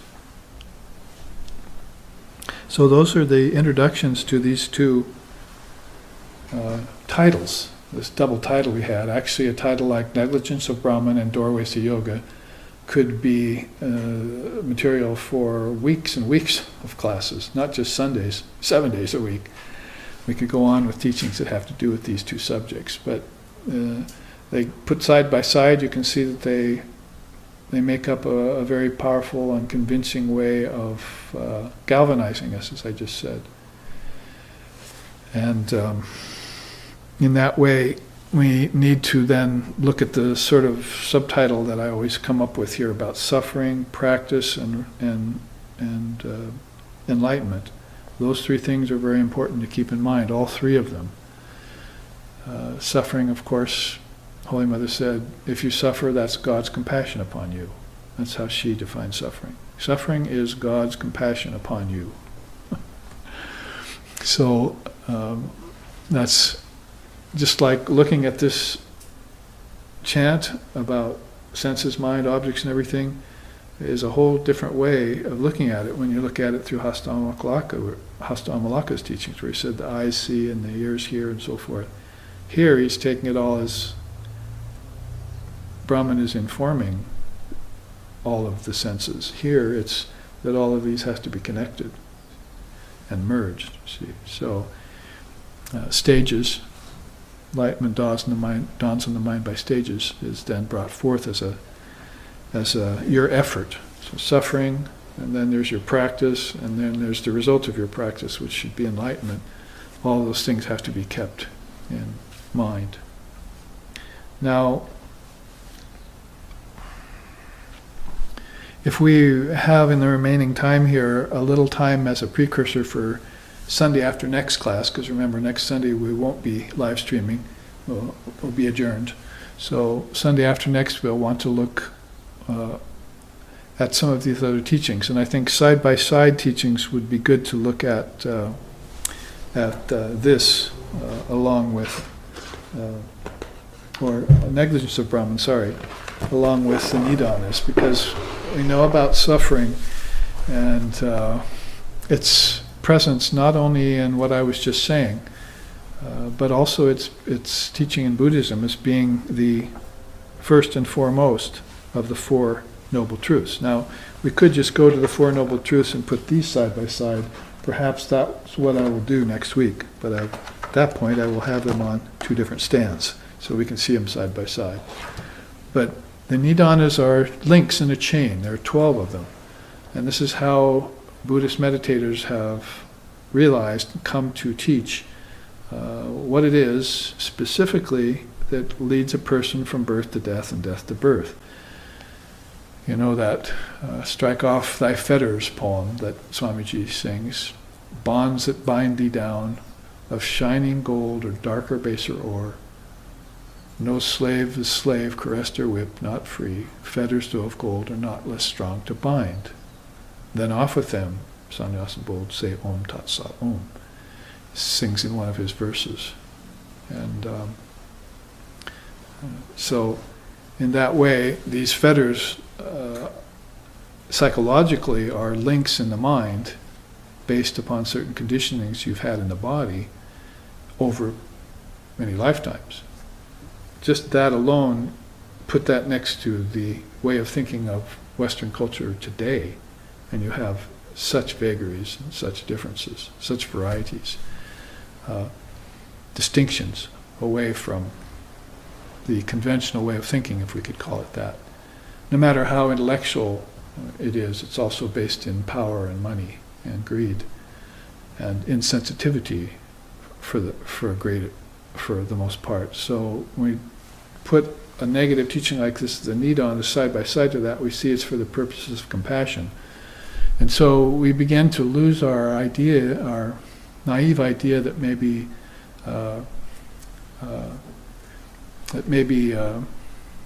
teachings like suffering are negative, but actually that they're very positive. Again, suffering is the compassion of God in your life.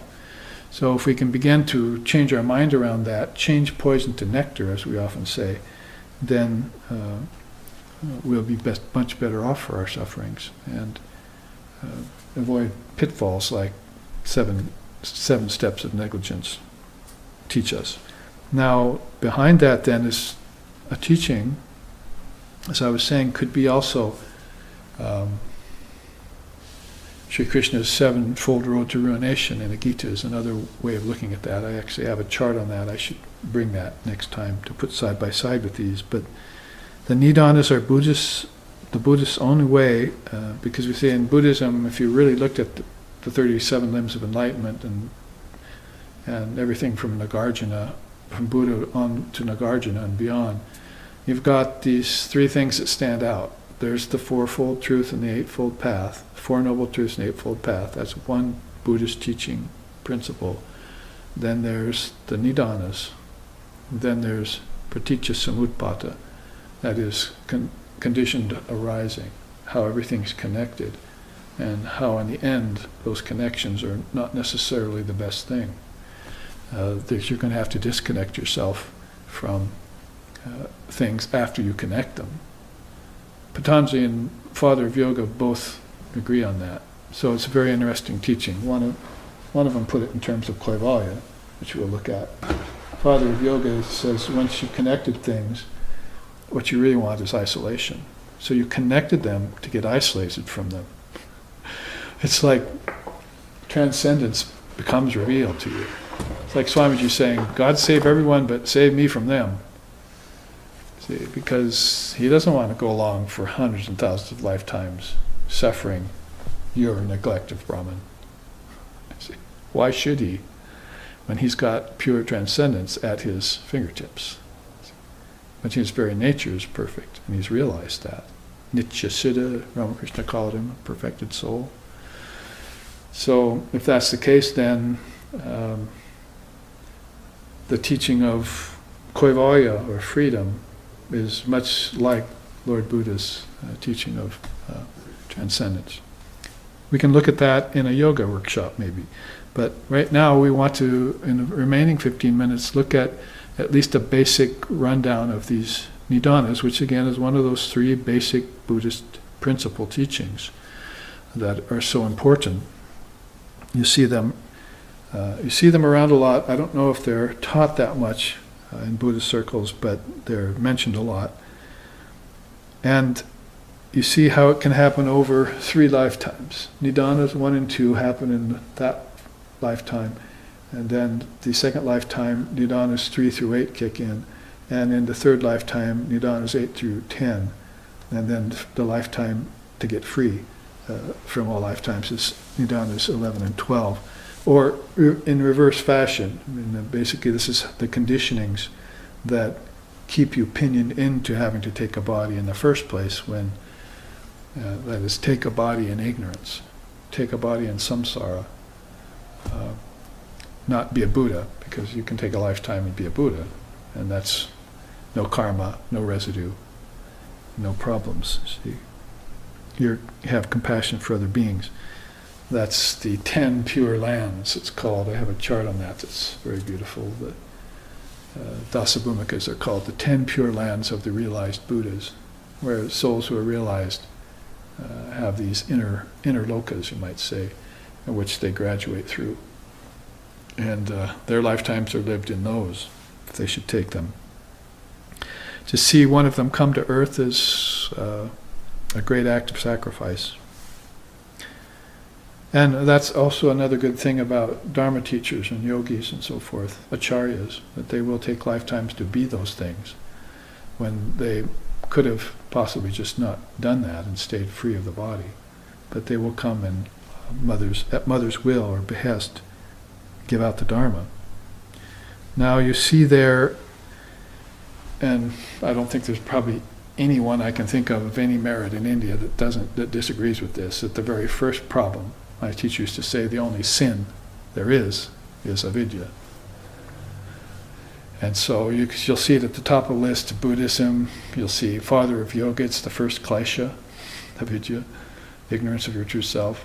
And so when they say ignorance, remember not to assign it to, I don't know very much. It's not that kind of ignorance, like you're illiterate, because we know Sri Ramakrishna was illiterate by our standards. And many of the great souls were illiterate too. So learning actually gives you an advantage and a disadvantage at the same time, because when you learn things of a worldly nature, your ego flares up around them. It attaches to them as being real, and you will be having lifetimes after lifetimes of doctors, lawyers, whatever, based on these samskaras that you created in a past lifetime. Samskara is another important teaching that goes along with this. In fact, isn't it there somewhere? At the top, sure enough it is.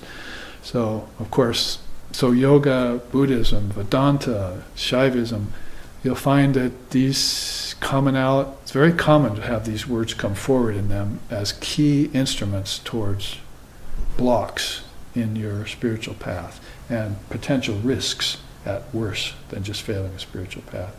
We know that there's plenty of people in the world who live a moral life, which is happy, content, for the most part, but enlightenment isn't among them. And they keep coming back with the ancestors to be moral people again.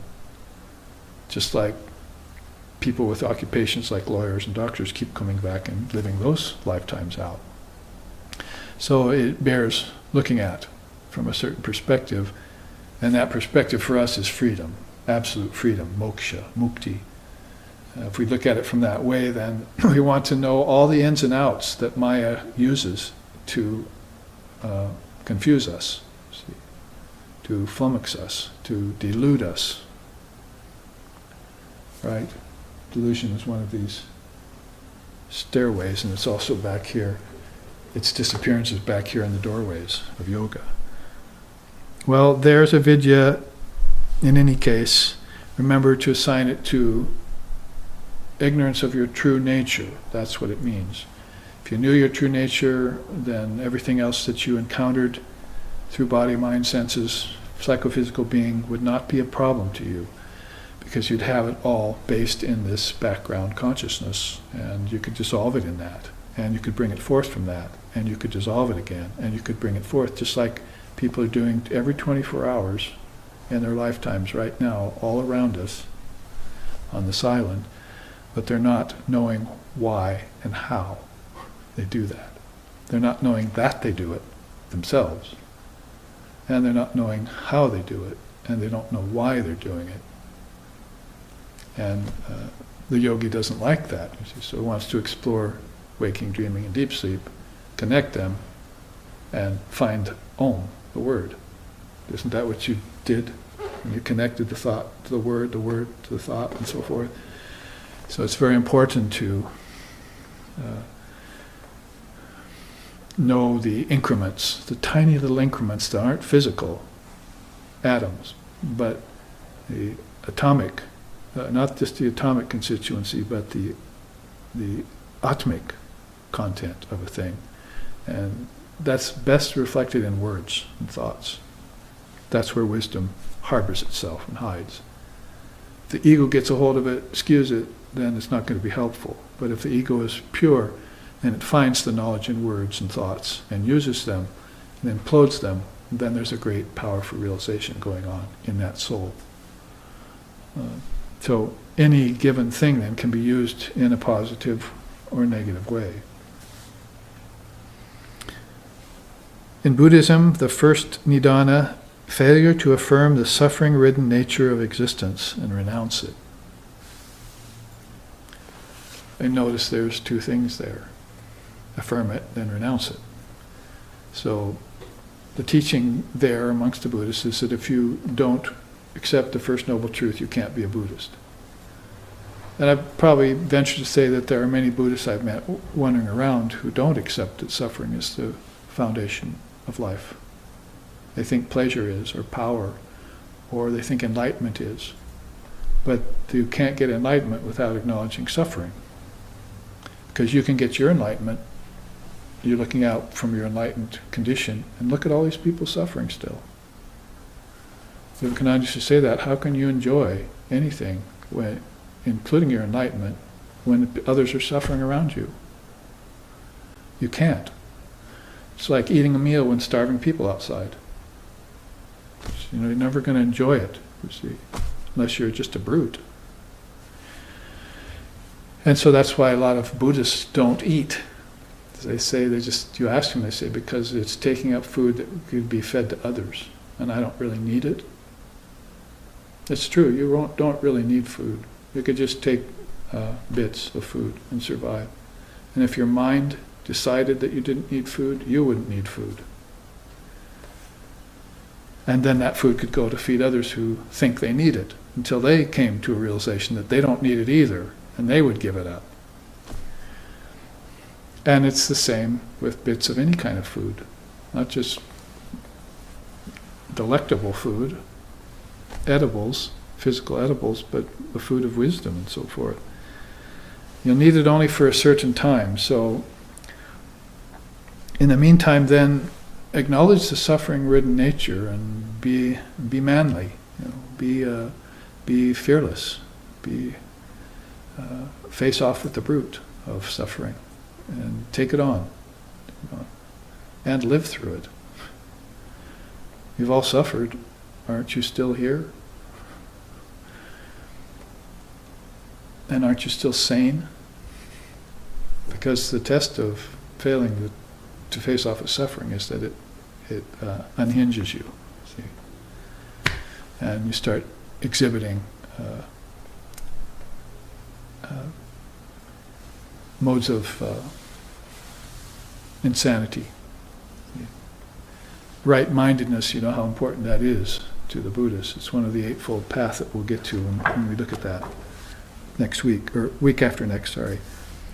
So affirm it, then renounce it. And again then, there are people who haven't just affirmed it, but if you manage to be among the few that affirm it, and then just walk away without renouncing it, that's not going to work either, because it'll then follow you. It's like a dog following you from home. No, I said go home. See? And you walk and it follows you some more. See? And you turn around and say, go home. Finally you pick up a stick and run at it. It goes home. See? So you have to make sure that you renounce it for all times and not take it back.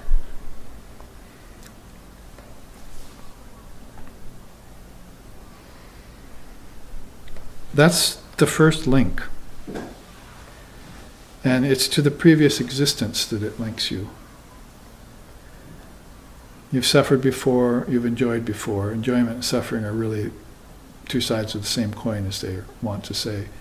And you've brought that forth into this lifetime to do it some more, to suffer and to enjoy. So that's a link to your previous lifetime. And it connects to samskaras, which even more than ever, and clearly, obviously to most people, I would think, who have some sensitized spiritual experience in them, samskaras are an obvious problem. That the Western psychologists have not come to know them yet is just a complete surprise to me. It's a shock that even as far as Freud and Jung, is that they never got beyond this idea of one lifetime, when India has been living this way as if it were the truth, at least the relative truth, from time out of mind for cycles. Of course, people are being reborn. Egos are being reborn. The Atman isn't being reborn.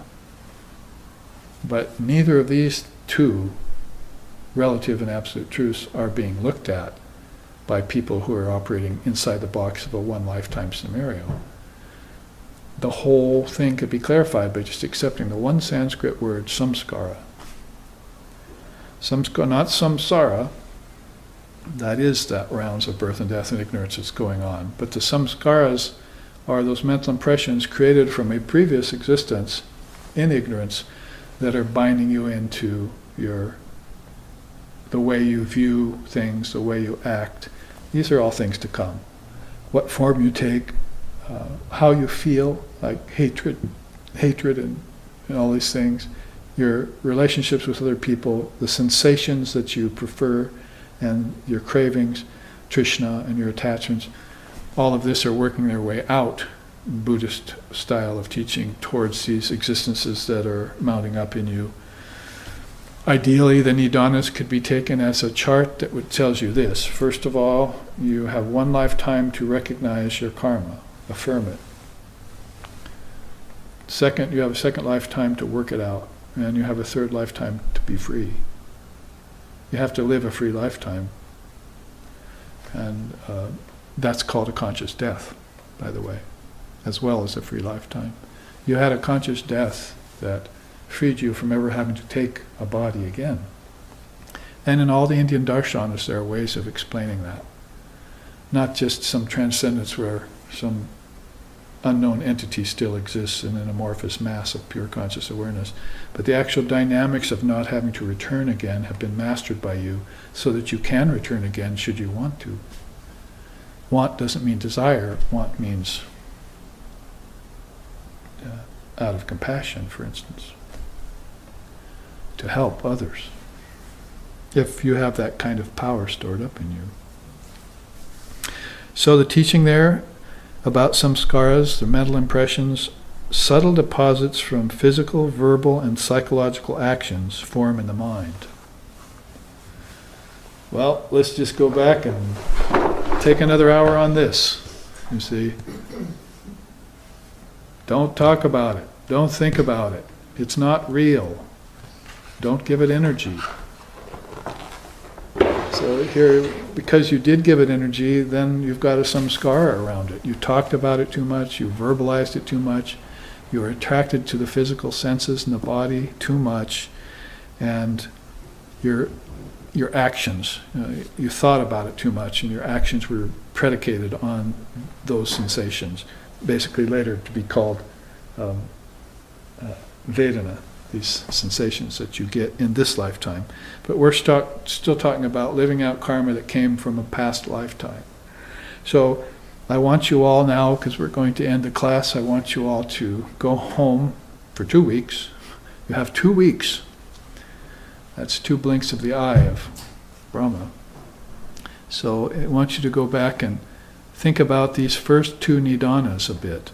How avidya and samskaras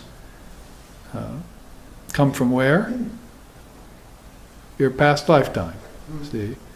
And what do those lifetimes consist of, and what formed them? How they leave deposits in the mind. And then maybe that will also be a doorway, like Shankara is proposing, to remember your past lifetime. Let's just say for a minute here that I'm engaging in too much commerce, so I've forgotten my past lifetimes. So how quick will it take me to remember my past lifetimes if I leave a time in each day where I'm not working, I'm not thinking, I'm not projecting, I'm not brooding, I'm not wanting, I'm not desiring, I'm not hankering after.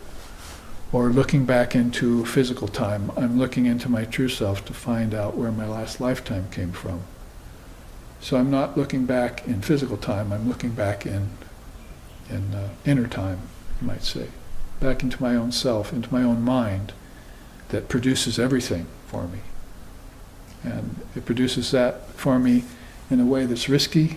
If I'm not careful, it also produces it for me in a way that's very beneficial should I listen to the advice and teachings of the Dharma given by the great seers of India and these various darshanas that usher us into various doorways that we can reach the ultimate stage of enlightenment. In Buddhist terms, paragatam, gatam, paragatam. I'm going beyond all relative goals to the supreme goal.